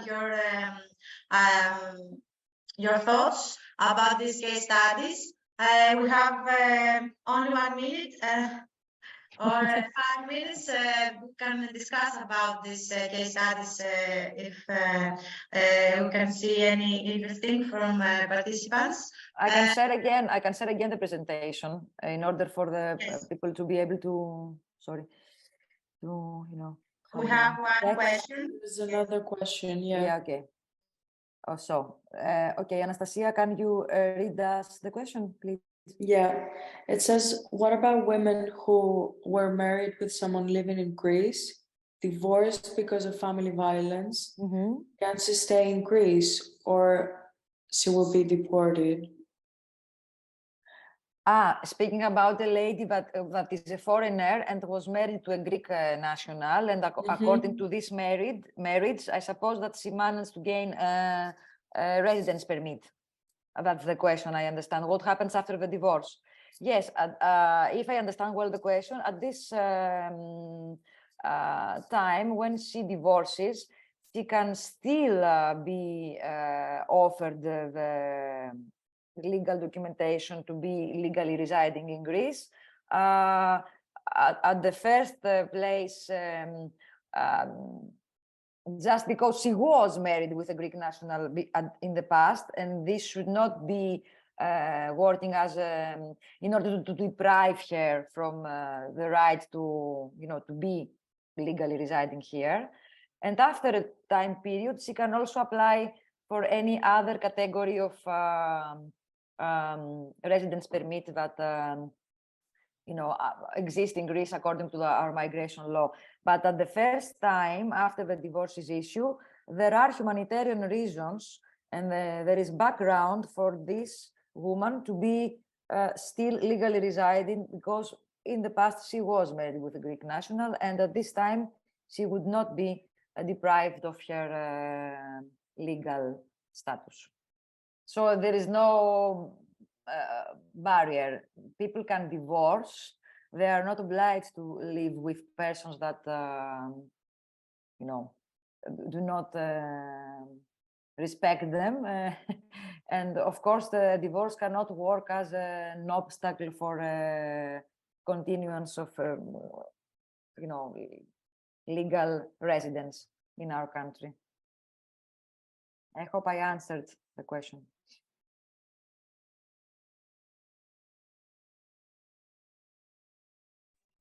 There's another question. It says, Vivian asks, the court mechanism is not providing interpreters in order to submit a complaint at the police. Do you know why? This is a question if the court system does not provide, or it is no, okay. So yeah, and if you know why. Okay, there is a lack for this service in Greece. Generally, then there is a pool of interpreters that are hired by the court system, the ones that have that are supposed to have been trained and certified they have certifications that they can do the work, you know, accordingly. But this catalog is limited because not so many people would like to participate because of the very, very bad conditions for their job, as they say. And this catalog and these persons are offered for the court hearings and the court procedures. Normally, the police officer should call someone from this catalog. They have the right, according to the Penal Procedure Code, to call them, the coexisting persons of this catalog. But we never see that happening. Also, this could never happen when a flagrant crime is reported at 11 o'clock in the night, because at this moment, the working hours of the public system, you know, you understand that do not allow us to call these people. And most of the times, even if such an interpreter is found and called, he would not proceed. He would not come to a police station to offer his services, because he knows and she knows that they would probably never be paid. We have many times faced this obstacle. That's why we try to work with our interpreters, or sometimes with interpreters from the community, but we have to check that no greater risk is going to happen for the survivor, because using persons from the community generally could be a very bad idea for obvious reasons. We need to have people that we are close with, people that have the quality and the knowledge and the willingness to work as volunteers, and at the same time not set at any risk our survivors. And this is really challenging.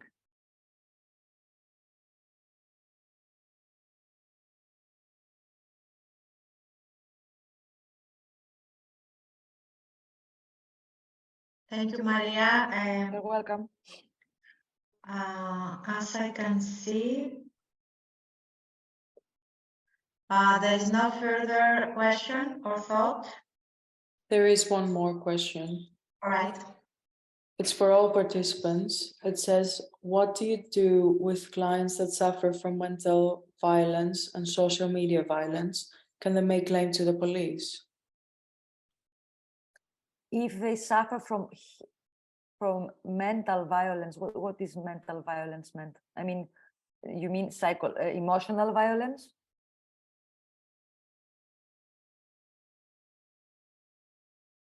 Could you please specify in order for us to be able to answer?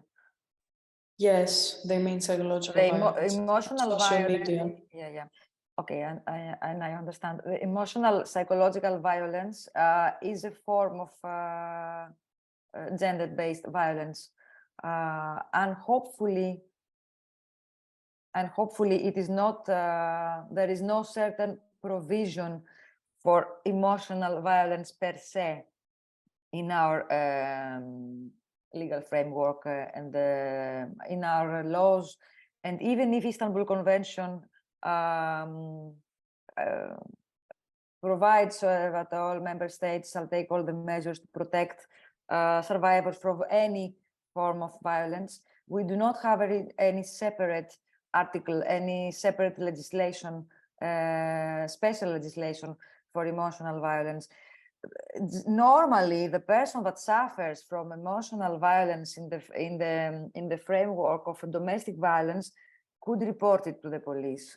But I can assure you that it's very, very hard to prove it, and very, very hard to have a procedure following at the end.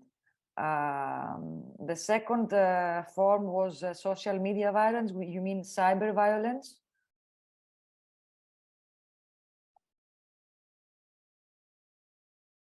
Because sexual harassment using means of using social media, it is indeed a crime and is related to gender grounds, and can be also supported during, you know, in procedures with certain special framework that exists. It can be a type of GBV, cyber violence and sexual harassment in the cyberspace.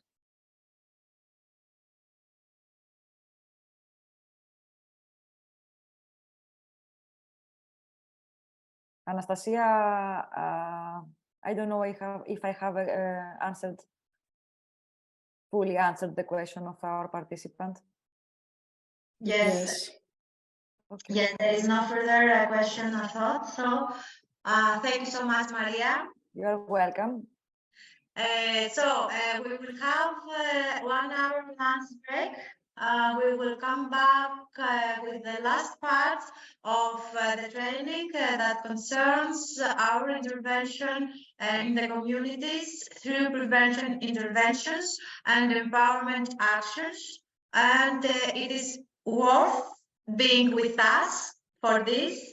I think you will also enjoy this last part of today's presentations, as the methodology we follow is for great interest, and the feedback that we receive it from the beneficiary survivors of GBV. So stay with us. We will start again at 2 o'clock in Greek time, and then 1 o'clock in general European time. Thank you, and rest for a little bit. Okay, let's continue with Stella Sarazzi, GBV prevention supervisor of the Diotima. The third and last speaker of this training and the presentation, community-based programs and case studies, procedures which are following during the implementation here in Greece, in the Diotima Center, in Athens and other locations in Thessaloniki and the islands. Stella will give you the floor. I would like, first of all, to thank my dear colleague Hara for arranging and organizing all this. And I would like to thank you all for being still here and being back to here. I hope you enjoyed your lunch break. It is a pleasure to have you during this whole day.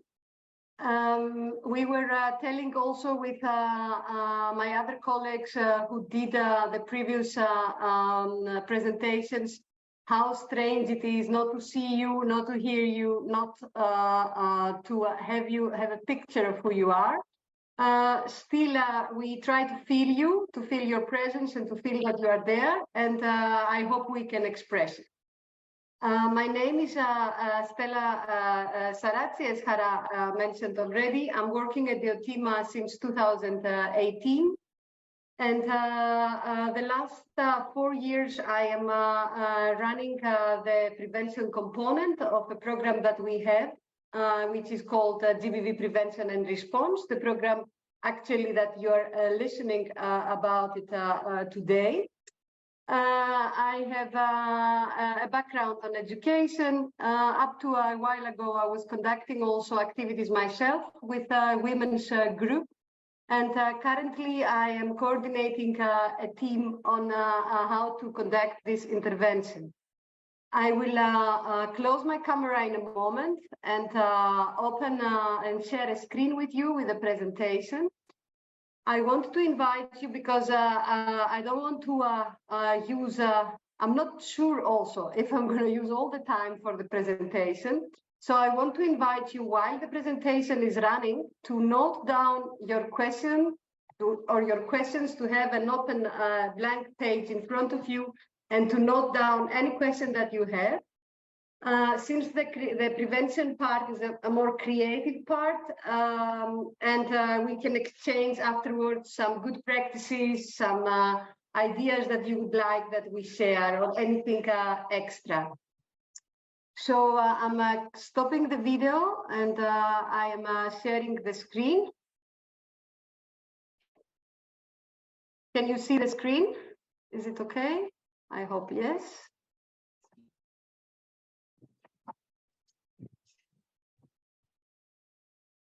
I hope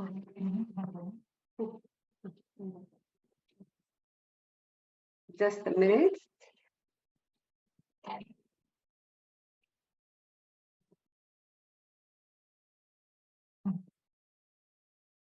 Okay, perfect. As we said, we're going to look into some good practices emerging from prevention groups via empowerment activities with and for refugee women who are survivors and or are at high risk of gender-based violence. We will look into community-based programs and how they work. We will watch also a video as a case study, and we will look into the procedures which are followed during the implementation.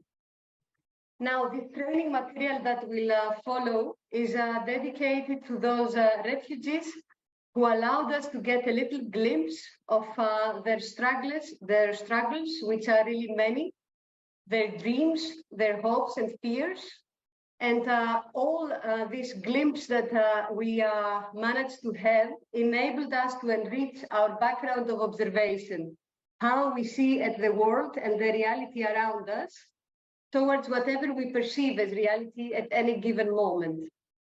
So we find it important to give this acknowledgement, since these people, though being in a very vulnerable position, they are somehow in a very magical way, always willing to share their fears, their thoughts, what confronts them, and also what they would like to have as a next step in their lives. Now, about the prevention, I will start from what is our reality. So I'll give you a bit the context in which we are functioning, and a very little perspective of which are the current conditions in Greece. We'll start from the target group. Our target group is refugee individuals that are currently residing in Greece. I wrote individuals because we are working with women mainly, but we work a lot also with male engagement and LGBT plus individuals. These people are with diverse legal status. Some of them are without any papers because for participating in a prevention activities, there is nothing to prove. Some of them are asylum seekers, some of them are migrants, and some of them are recognized refugees. And they're coming from numerous different countries. They have so many diverse countries of origin. There are women and femininities who had experience or experiences of GBV. This could be in their country of origin. In many cases, this was the reason of them leaving their country where they were residing in. Many women had experiences of violence through their journey to Greece. Many of them had GBV experiences at the reception and identification centers on the islands of Aegean. Some of them in the urban settings, and some of them previously in their life independent from where they were living. We are not only working with women who are GBV survivors, but we are working also with women who are facing great risks of being exposed to an experience as such, and in general with anyone who is interested. We just have a focus on survivors and individuals that are at high risk due to their living conditions. Our main areas of implementation is Athens urban area, Thessaloniki urban area, as well as the island of Lesbos, which includes one of the reception and identification centers. Even the ones that you're not from Greece, you might have heard of Moria. It is one of the toughest places in Europe to our perception of the conditions that people are living in. and in regards to the political decisions that are decided for places as such. We have additional areas we are covering with visits the island of Chios and the islands of Kos and Leros. I have some pictures now that I found out that you are many Greeks in the group. I hope they don't seem very funny. The pictures were chosen, are all taken through field trips that we were doing. Also the one from Athens, which looks very touristic, because we used to go with some refugee women on terraces in Athens so they can get a perspective of the city. I've chosen these pictures with the intention to show a bit the atmosphere of what refugees are sharing in each different place. In Athens, there is usually, especially the newcomers are expressing that there are a lot of dark spots. They are many times afraid of the city. They find it very chaotic. They find it very hostile. But at least gradually they feel that there are more and more people who are supportive and are standing next to them, due also to the demonstrations, to the political movements that are in the city, active and present. Thessaloniki, I've chosen a light picture with a sun. This was also during a field visit. Thessaloniki is a smaller city. It is more welcoming.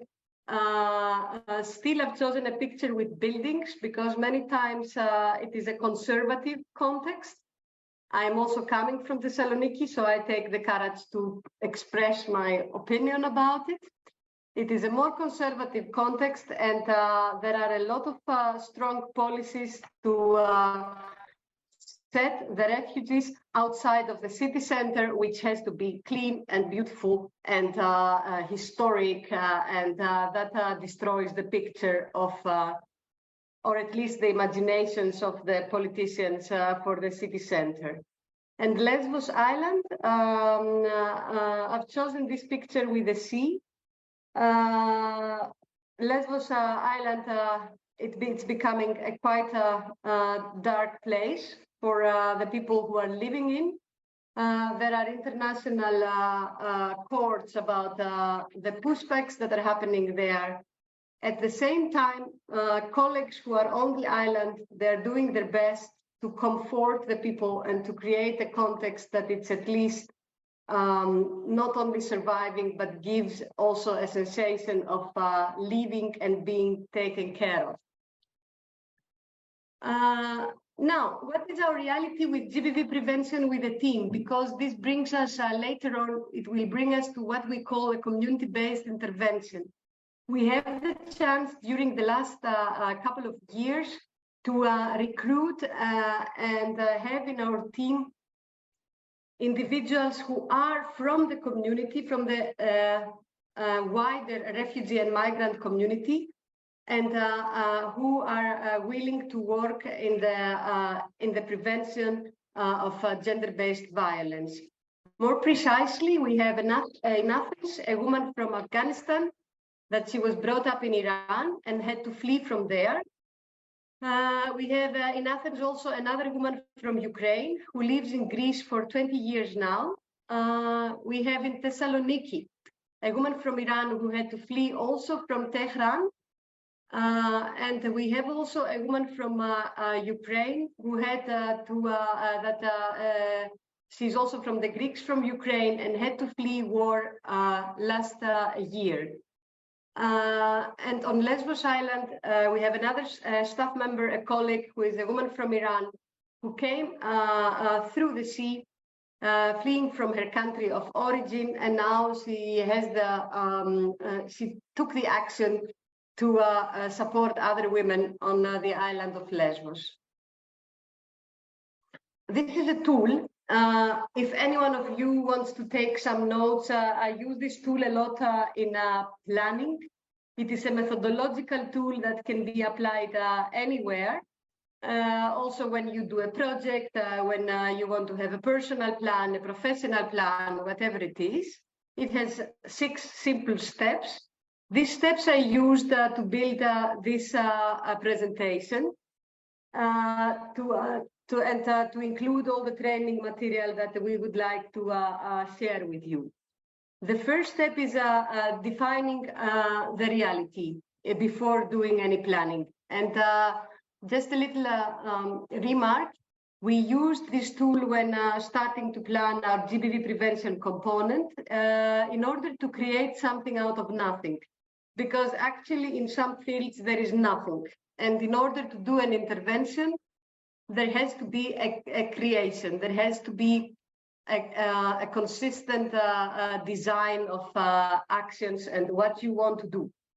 So having defined our reality, what I said to you about the cities, the target group, the team that we have, this we've done already. We will look in the coming time. I will share with you what is our vision and values, and which are our values that we base upon. I'm doing parallel two examples. When you do your own project here, you can set what is your vision, which are the values that gives you the context. Then I will share with you the goals that we are having. Comes the same with any planning that we do. Then comes step 4, where it's our tools and resources. Step 5, the actions that we take, and step 6, the results that we get. And actually it is a circle, because every time we get some results, these results are getting incorporated in the reality that we are having. So they are forming a new reality inside it. And this gives us new food for thought and new data so that we can move on and set new goals.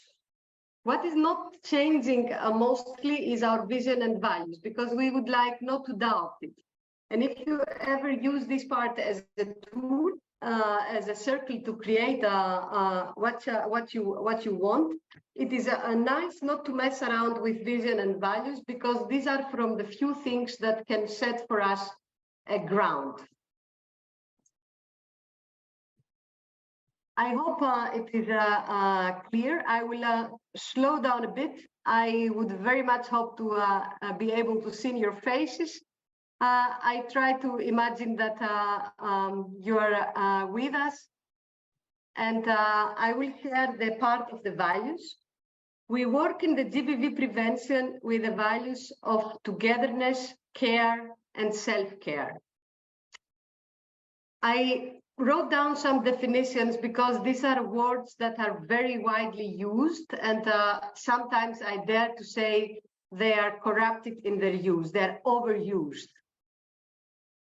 Togetherness, it is we define it as the ability of individuals who are socially and culturally diverse to harmoniously experience affection and closeness through actively taking care of one another.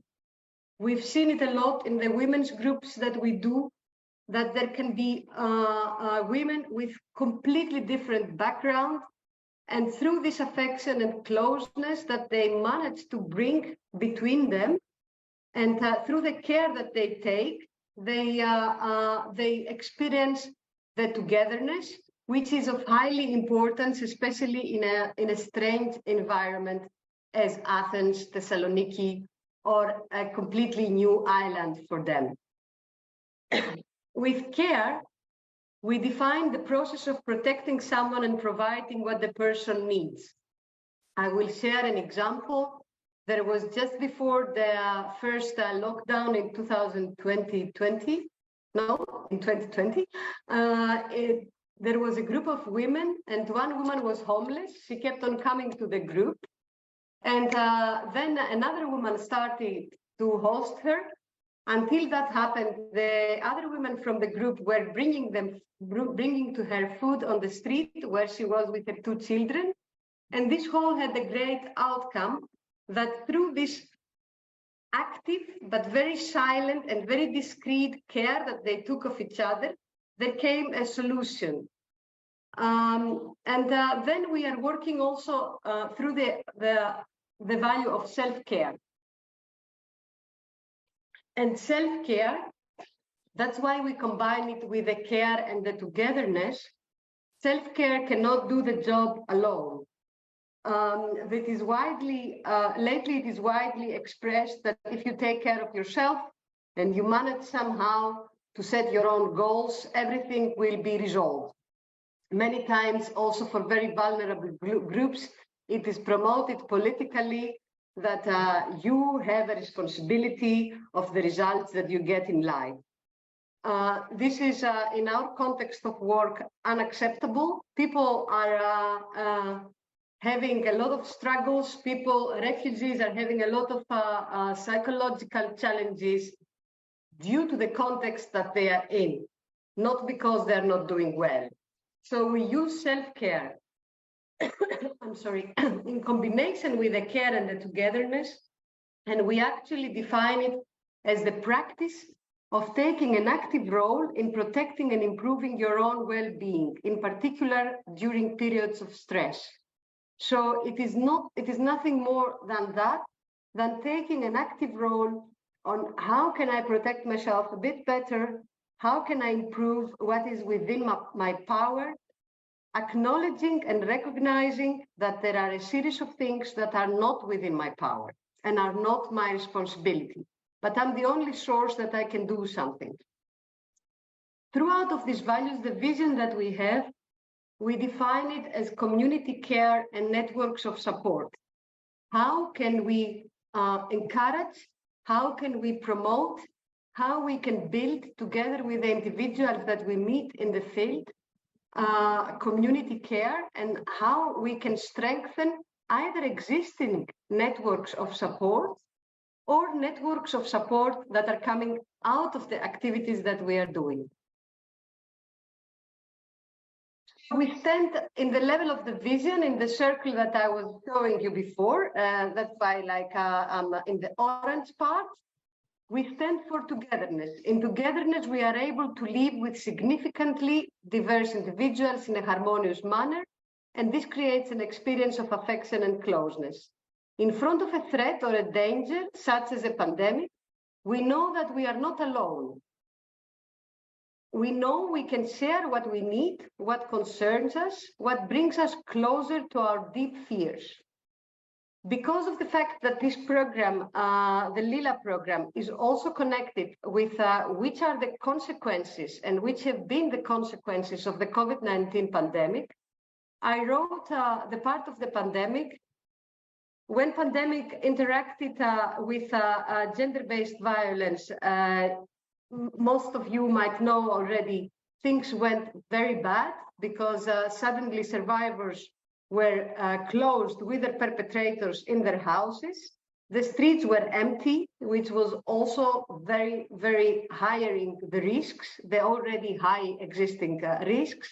Not to mention the camps that most of the organizations couldn't enter anymore in the campsites. And also in the urban settings, especially in the first lockdown, most of the organizations closed their doors, but also in the other lockdown that started in the winter of 2020 and continued until almost the summer of 2021. Throughout this, in the prevention, what we did, this is the front page of a campaign that we did together with the prevention team back then. And we put the hashtag here for us. It was translated in French, Farsi, and Arabic. It was initially in English, and it had a lot of information. You can find it on our webpage, the whole material of the campaign. Also, if we share with you later on the presentations, there is above a link that you can click on and directs you straight to the document. Our intention with the team, I don't want to become dramatic, still our feeling was that we couldn't breathe because we are working in the field. It was as if we lost our voice. We couldn't communicate with the ones that we were communicating in person. So we couldn't see how the people were doing. We only communicated through WhatsApp and Viber in different ways. So we included in this material everything that is essential in gender-based violence, but also everything that is essential in the goal that we have, which is the number 3 that stands in the right down corner, that we aim at community care. And we placed this hashtag here for us, analyzing inside that we are here for you, but each one of us is here for us, meaning for the ones around each one of us, for the people that are around. We got quite nice feedback because it gives also some practical tools that we will share also later on how you can take care of the person who is next to you in times that you cannot take care in an active way to people that are further from you, and in times that service provision is limited in an extreme way. For the ones from you that are participating that you might be not from Greece, Greece had one of the strongest lockdowns, and especially in the urban settings, there was a lot of police control, which interacted in a very weird way, because at one point we said, okay, we don't care, or we care, but we cannot stop being active. So we started having women's groups and start doing some meetings in outside places. But then many refugees decided not to come because there were so many police controls that the ones that had no papers were very afraid of getting caught. Taking it out of the pandemic, because I can imagine this brings nice memories to none of us. And I want to excuse myself from before for any trigger warning, because pandemic that I didn't make, because pandemic can be triggering for many of us, and impact is still on, I believe. I will bring it outside of the pandemic and back to what we are doing now. We still have as a goal to create community care and networks of support. I will share some good practices on how we do that. There are different types of interventions and methodological aspects that we do. And I will try to capture most of it. We do general awareness raising sessions to create gender mainstreaming. We do GBV related info legal sessions. Many times we are collaborating with our legal team, with Maria Apostolaki that you've met before. It was the last presentation. And then one of the lawyers comes in each location and gives some extra input to the ones who are participating in our sessions, or answers to the legal questions that they're having in relation to gender-based violence.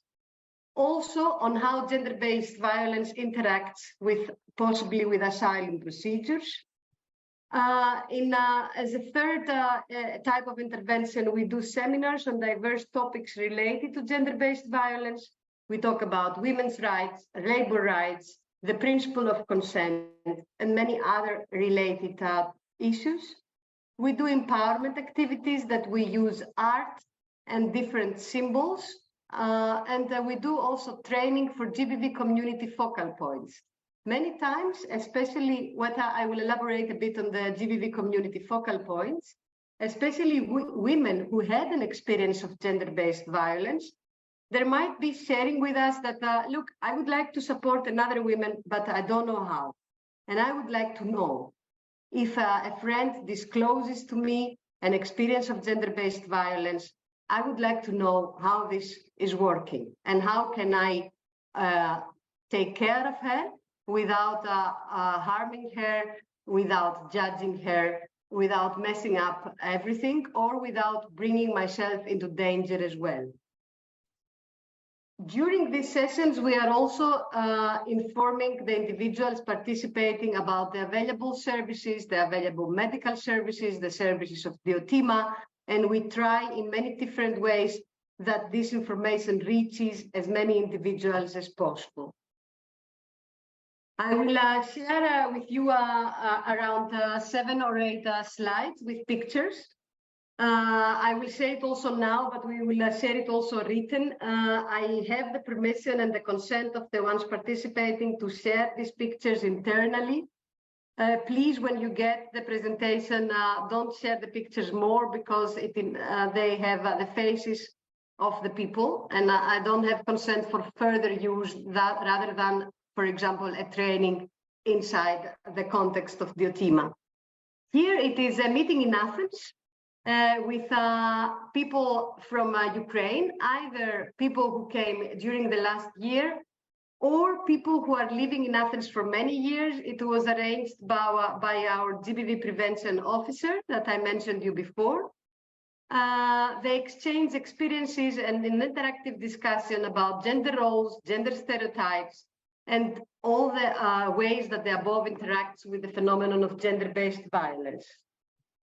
Here, there are women from Iran and Afghanistan in our offices. Actually, it's nice because this is the office that we are now in, delivering the training to you, so you can get a glimpse from it. They're making jewelry, and actually I bring it back to the good practices. We use a lot that women are doing something with their hands that connects them, or they're listening, or they're watching a film, or they are doing another action. I will show you another picture. And while doing it, they're sharing how they experience themselves as a woman, if they ever had experiences of violence, how they had experiences of supporting a survivor in their lives.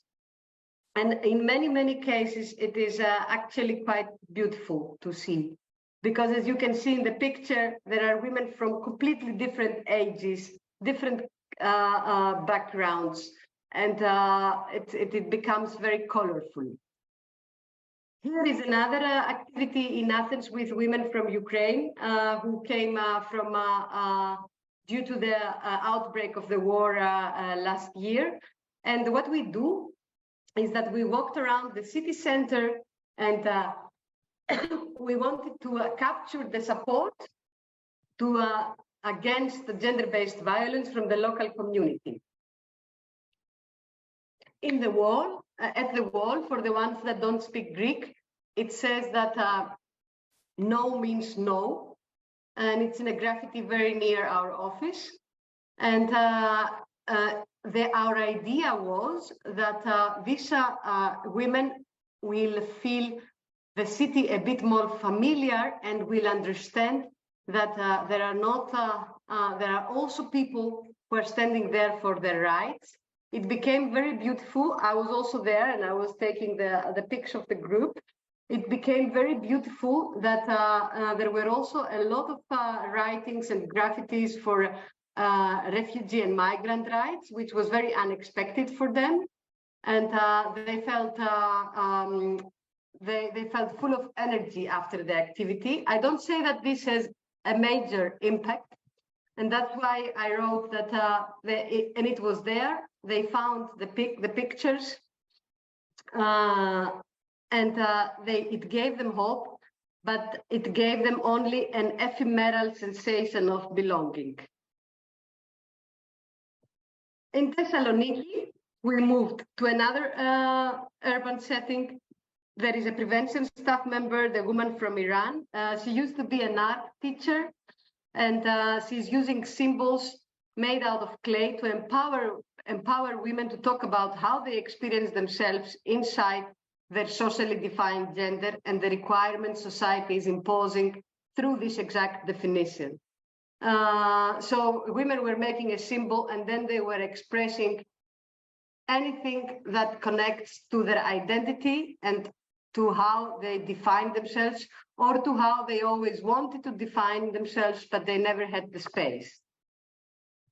In the Thessaloniki, there is another picture. This is from our colleague who came from Ukraine last year.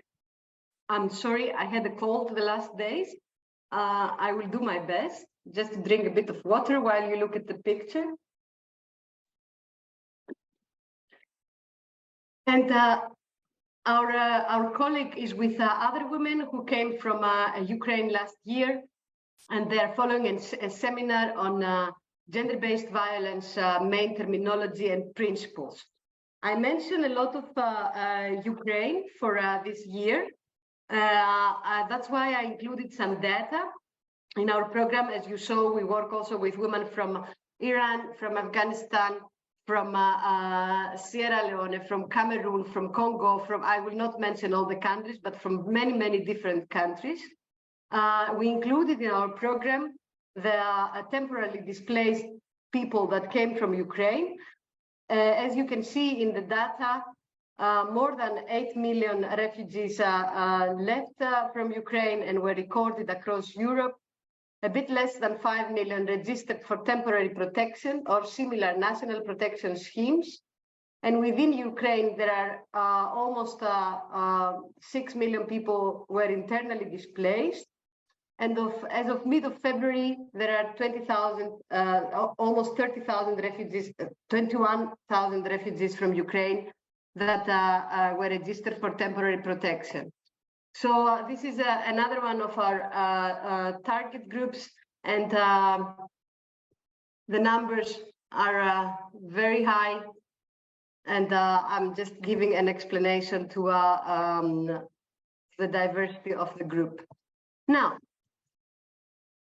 we go to the island of Lesbos. On the right side, as you look at the computer, you can see the reception and identification center. And then on the other side, there is what we call the Women's Info Point. This is a place where we are running it as Diotima in collaboration with UNHCR. And it is a place that women from many different communities are coming. And we want to make sure that they feel safe, they get all the information about gender-based violence. We have talks, we watch movies. It is a place that, to be totally honest, it took a long time that it starts running. It is actually exactly opposite. It is only 5 minutes from the camp. Still, people were so devastated during the last year that we opened the place that they found it challenging even to move there.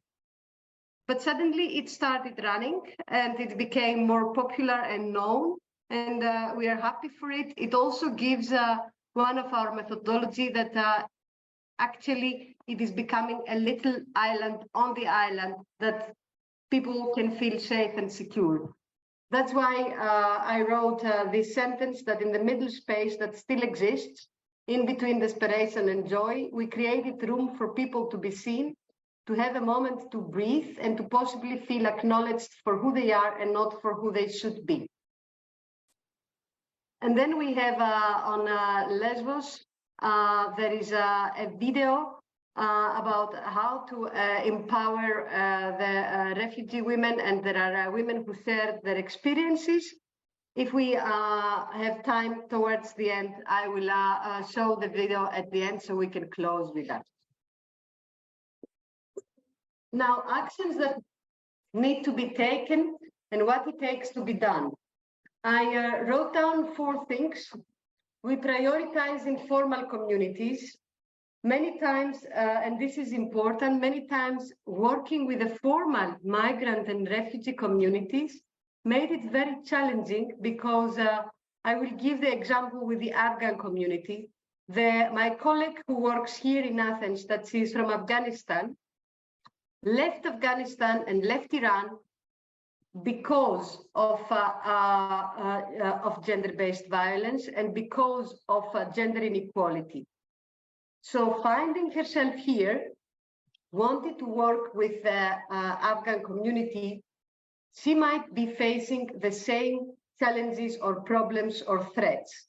So we are working also with the formally established, but we try also a lot to work with informal communities that are giving their consent that they are a community. That's why I mentioned in point B, creation and or enhancement of communities of care within the refugee population, in the context of which members are bonding with each other on the basis of the principles of consent and are sharing common vision and mutual goals. It is in the number C, a perception of the term community through the lens of commonality, things that are bringing that people are recognizing as having in common and not through formal structures, and creation of bonds on the basis of knowledge, information, and training on certain content. Which brings us to the desired results. Throughout all the GBV prevention part, I will start from the bottom of the slide. First of all, the refugee people that we meet are expressing the need to understand that this is not preaching from a position of power. It is not that we will tell them what is not allowed. We met many women and men who were expressing that, look, you are telling us about gender-based violence because we are from Cameroon or Congo or we are from Afghanistan. And we place a lot of energy to share with them the globality of the phenomenon of gender-based violence, and that we are not talking of a position of power. We are expressing all this knowledge so we can combat and stand against a global phenomenon. We stand together against what is with zero tolerance, so we never allow this to become normality. So with the individuals who are in the groups, we are making sure that they are aware of the definition of gender-based violence, the forms and the types, and the extent and the globality of the phenomenon. Unfortunately, the femicides that took place in Greece during the last year, during the last couple of years actually, gave us a lot of arguments for our statements. Other desired results are that individuals are able to observe themselves and others. How is my own limiting belief system in relation to GBV functioning? For example, where are participants standing in relation to women provoke men, women should tolerate, some women are weak, that's why they are not leaving. Awareness of socially structured obstacles. We want the groups to understand that when a survivor of gender-based violence is not disclosing or is not bringing him or herself to services, it is not because of weakness, but many times it relates to shame, guilt, fear, lack of realistic options. And we also train people who join about the signs and the red flags of potential gender-based violence. Now, we have some desired results that are optimal. We want individuals to know, and this is also content for each one of you who might be interested, on how to respond to a friend, to another person, to a colleague who had an experience of gender-based violence. So we are training the ones, the refugees that are coming to our interventions, or that we are getting to them, to where they live and are residing, how they can create safety to another person, how they can comfort and support the survivor, how they can explain to the survivor about confidentiality, how they can show respect without using any blaming approach, how they can avoid any discrimination, and how they can, instead of doing this, okay, now that I believe many of us, at least I have done it in the past many times before getting all the knowledge and the training, how not getting into, oh, come on, leave the relationship. This guy is abusive. How come you didn't leave? Which involves a lot of victim blaming and which involves a lot of pressure. How they can stand next to the person, showing their care, giving to the person information, and not take any actions until they have the person's consent.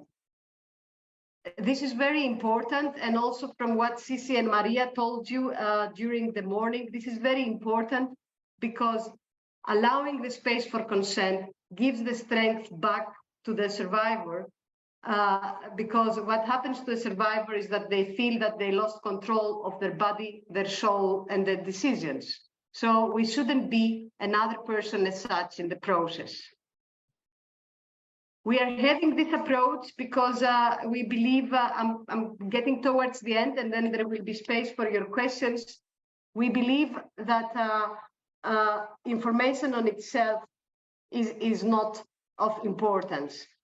I'm reading the last sentence, building on the proven assumption that data is useless unless ownership of oneself is achieved in regards to what to do with the data provided to her, him, or them.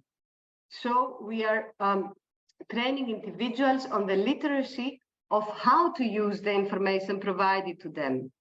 And I'm in the position to, in the happy position to share. It doesn't work with everyone, but with the women that is working, it is very empowering to move from being a GBV survivor to getting all the knowledge, to reconstruct and look back to your experience, and also to be able and feel empowered and trained to support other people from your community. I'm finishing with a photo. I'm bringing it back to the lockdown to connect it also with one of the guidelines and principles of the program. This photo we had in the first lockdown in 2020. We had WhatsApp groups divided in languages, along with an interpreter, an Arabic and a French and a Farsi. This photo was shared with the Arabic-speaking group. The photo has been taken by one of the women from the empowerment groups during one of the many mornings of the COVID-19 first lockdown during the spring of 2020. The woman sent the photo to the whole group as a message of hope and calmness, with a note that everything can coexist, as does the moon with the sunrise. Perhaps coexistence as the act of being together at the same time and space is the key. I would like to thank you very, very much for your attention. And I would like to open the floor for any possible questions you might have. I will get the screen back. No.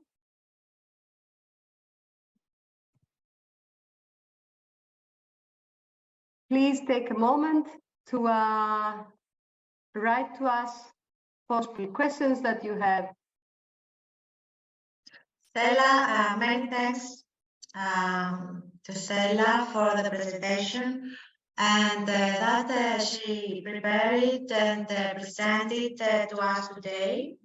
It is important that through this training we have shared the methodology that has been applied for so many years in so many locations implemented by Diotima, and good practices.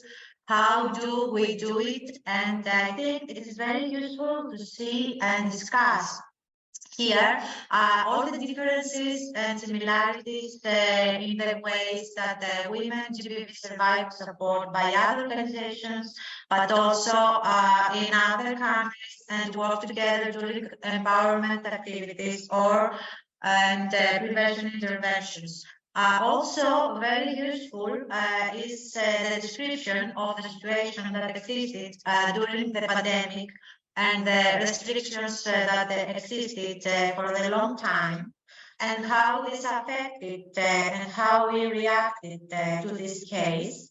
And then I feel that you have traveled with us apart from Athens and to other places such as Thessaloniki, Lesbos Island, and all the photos you shared with us. I feel that they can say a lot, and for all the conditions that exist, and about the great effort that we make every day, all the frontline workers in the field. So now we continue with questions. I see. I would like to say one thing for the questions. The questions can be from what we do with the prevention and what we have seen responses of people who participated, but the questions can be also for the content that we give, like how is it working with the GBV focal points, how we all, like for also how we are ourselves, all of us who are here, who might find ourselves in the position of supporting another survivor. There is a lot of silence. I hope you're there. it is very okay if you don't have, but I'm very open that you use us while we are still here for 10 more minutes with any possible question, can be a thought, can be a remark, can be anything.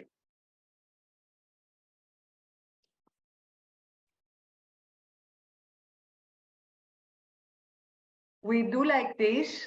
I will play the video that I wanted to play and I didn't. This is from Lesbos Island. And in case a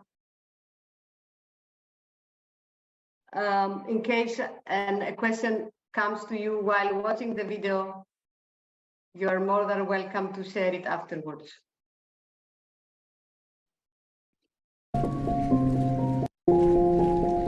When I came to Grecia, I'm pregnant. At that time, I was not feeling too safe. I was not feeling safe.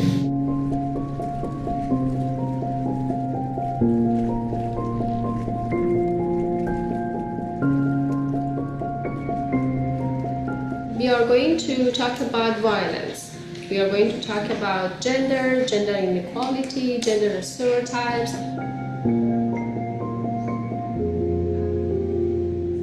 We have different types, which is physical violence, emotional violence, we have verbal abuse, we have sexual harassment. Physical violence, as for me, what I know is when someone is trying to do harm on you. Physical violence, it's not always like punching. It can start from a pinch to a punch. Whether the damage can be seen or not, a violence happened.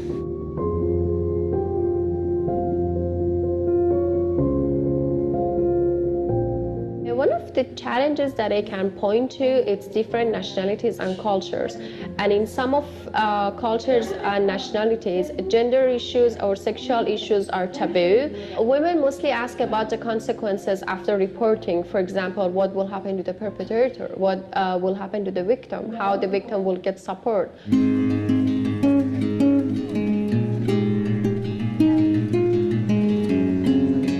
I came in contact with the Diotima, with Theodora especially. She gave me the power for me not to give up. Even at that time I was pregnant, she was like, you don't need to give up. When you give back, you will gain your strength, you will see, you will go anywhere you want to go. When I see how powerful they feel after receiving some essential information, after being aware of their rights, and after knowing how to get support and they're not no longer alone, gives me the strength to continue. My message to other women could be that women owe themselves to be free and be independent. Believe in themselves and to be strong even in difficulties.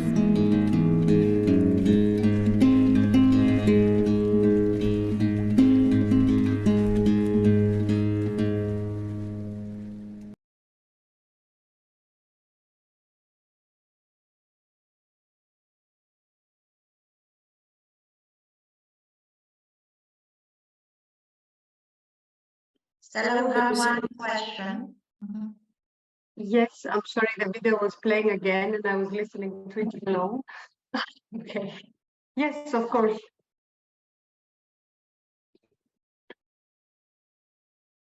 So the question is how people approach you in the cities, but also in the camps at the islands. You try to find them or they learn about you, how this communication relation is built. This is a very great question. Thank you for sharing it.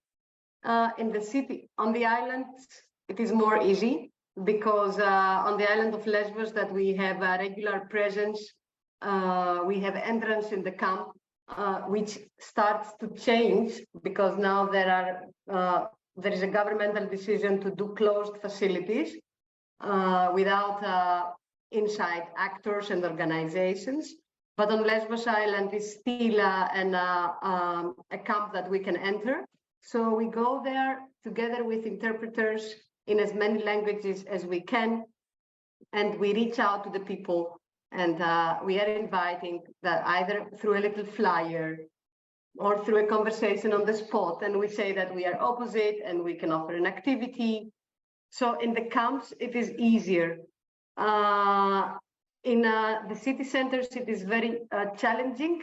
We find a lot of individuals through a service that they get to another organization. For example, I did last year a lot of GBV prevention information sessions to groups that are following Greek lessons, or we go to different places where communities meet. I will mention some that are a bit more outstanding, let's say, in our memories. We went on a Sunday to a church where people were sitting after the church and discussing. Of course, we are invited from the people who are there. We went once with a colleague to the different hairdressers that are in Kypseli, and we tried to, I'm talking about Athens, we tried to talk with the hairdressers that are from countries with African origin. We left some flyers to the ones that they wanted. So we made little interventions over there. That the whole difference was made since people from the refugee community were recruited to our team. Then things became much more wide, and we try not to reach out to the community of the person, like, for example, in Athens, not to the only people from Iran and Afghanistan and Ukraine, but these people, these colleagues of ours, the two women that we are working here, the two women that we are working in Thessaloniki, they have a wide outreach in the different communities, and they are more trustful people than us within them. So this is how we find them, and it's very interesting that you have the brackets, because our goal is not, it's not about finding them, it's about what we do afterwards and how do we do the trust building. But I confirm that in the city center, it is very challenging. Still, we have an indicator, just to give a number, of 3,000 in Athens, Thessaloniki, and on Lesbos. And last year was the first time we reached the indicator, which was very, very pleasant for the essence of it, not for the indicator. I hope I covered the question. Yes, thank you, Stella. Very last thing, social media also works a lot. Like, and also different, like WhatsApp, Viber, we send different messages to invite. And we do the recruiting process that we do in a seminar for native population. So that also works. It gives also the mark of equality. Yeah. Thank Is there any? There's another question. It says, did or do ever governmental restrictions or rules happen to be a barrier while you see you could actually help women, even if it is or of apathy or something else? Sorry, Anastasia, I didn't, can you read it once again, at least the last part? Yeah, it says, did or do you ever governmental restrictions or rules happen to be a barrier while you see you could actually help women, even if it is of apathy or something else? Of empathy. No, apathy. Apathy, okay. Thank you for the question. I will answer from my professional role that includes, and thank God it's still allowed to include my political views upon it. I think governmental decisions are taken, not from this, I'm not commenting this government. In general, governmental decisions towards the refugee population give a lot of barriers to what we want to do. I will give maybe Maria Apostolaki, if she's still there, can give some examples from the legal part. But even if we don't have specific examples from the legal part and the case management part, the governmental decisions are having a huge impact on the quality of life of the people. So starting from the beginning, a lot of people want to come to one of our sessions, want to join our meetings, want to get engaged, want to do more. Many times, for example, a medical appointment takes so much time for them to book it that they don't have the time.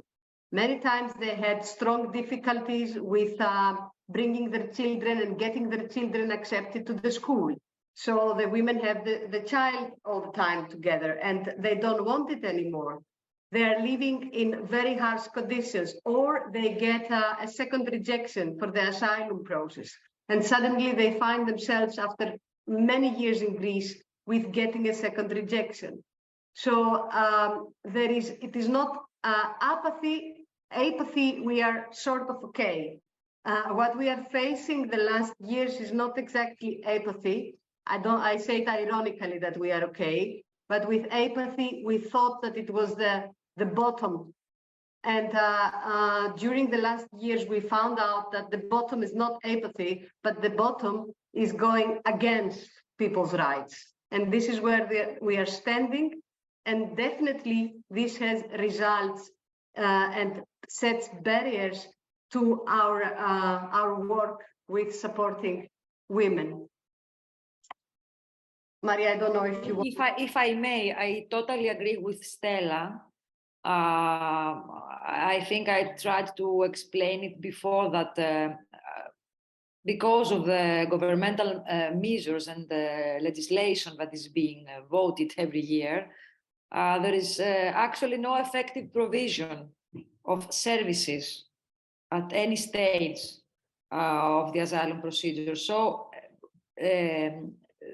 I don't know if survivors even are aware of the fact that GBV could be a valid claim for asylum. I mean, maybe I'm a bit exaggerating, but this actually has an impact in our work as well. I'm not sure I caught all the, you know, the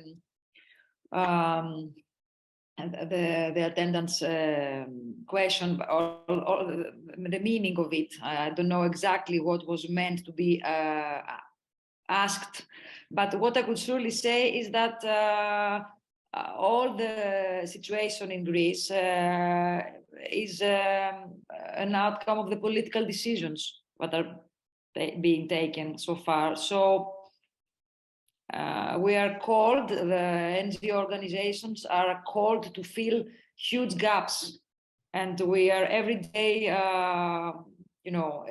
facing barriers, obstacles, and having to do with extremely vulnerable people that cannot have access to medical care, to legal aid, to safe accommodation.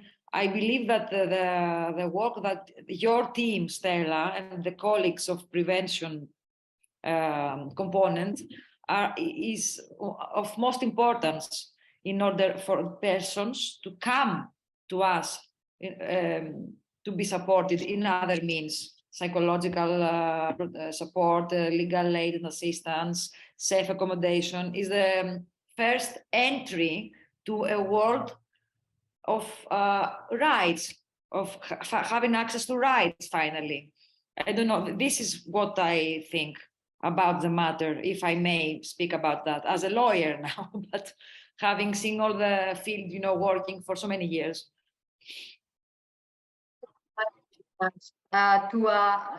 Just 1 minute to strengthen what was mentioned from Maria already. We have a lot of, in an incident of gender-based violence, many women are telling, I want a house and I want a job and I'm very willing to work hard for it. And I have this diploma, or I have this knowledge, or I have this wish. This happens to refugee as well as to migrant and native women. The opportunities for people to enter the labor market are so extremely limited when it comes to I'm a single mother and I want to leave domestic violence. I want to become. Then this is technically impossible. So in a wider perspective, governmental restrictions or rules are imposing a lot of struggle. It is also what Maria said. People are losing hope to service provision. So they need to really trust you in order to say, okay, you might do something for me. We have women who call many times to different places of the state, and then they don't get support. And then they call us and we say, but you can call this number. And they say, I called this number and I hope you're not another number that is not going to support me. I don't want to say that we don't do mistakes. Of course we do.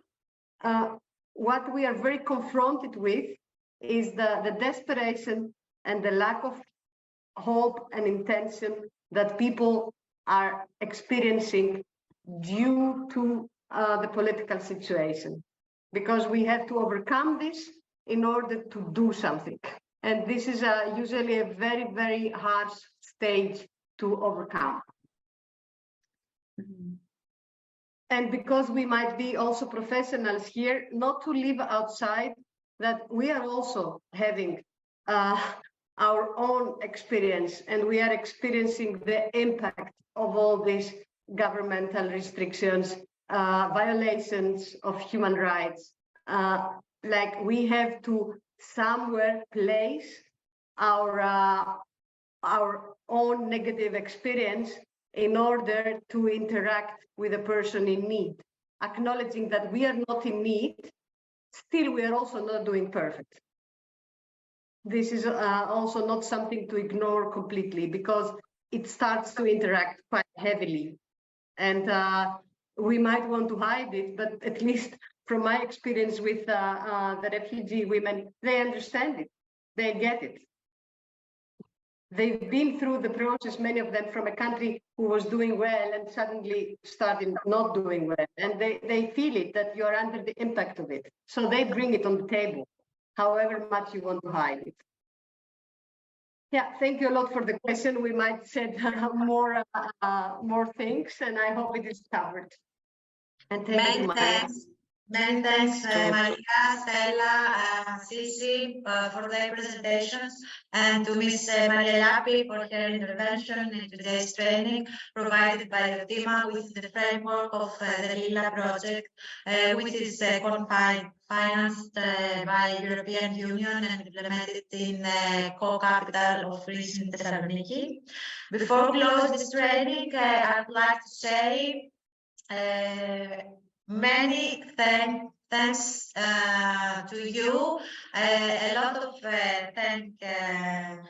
we receive a lot of thanks of the presentation and all of this during the training we share with you. Thank you for your presence at our training today, and for all the questions you asked, and for your participation, even though there was the objective difficulty of not seeing any of you, and the only way of communicating with us was through questions and written words. One more time, I want to remind you about the slides of these presentations. If helpful to you in the context of working with survivors of GBV or at high risk, are something we can share with you upon written request by email to karapiperidou.diotima@gmail.com. I repeat, karapiperidou.diotima@gmail.com. If you found the above interesting, please follow us on social media to be always informed about the program, LILA, news, and the actions taking place in Greece, Italy, Spain, and Belgium. I have already share with you in chat the Facebook LILA page and the Facebook landing page of LILA. Please follow us and have a nice day. Thank you for your today attendance. Take care. Bye-bye.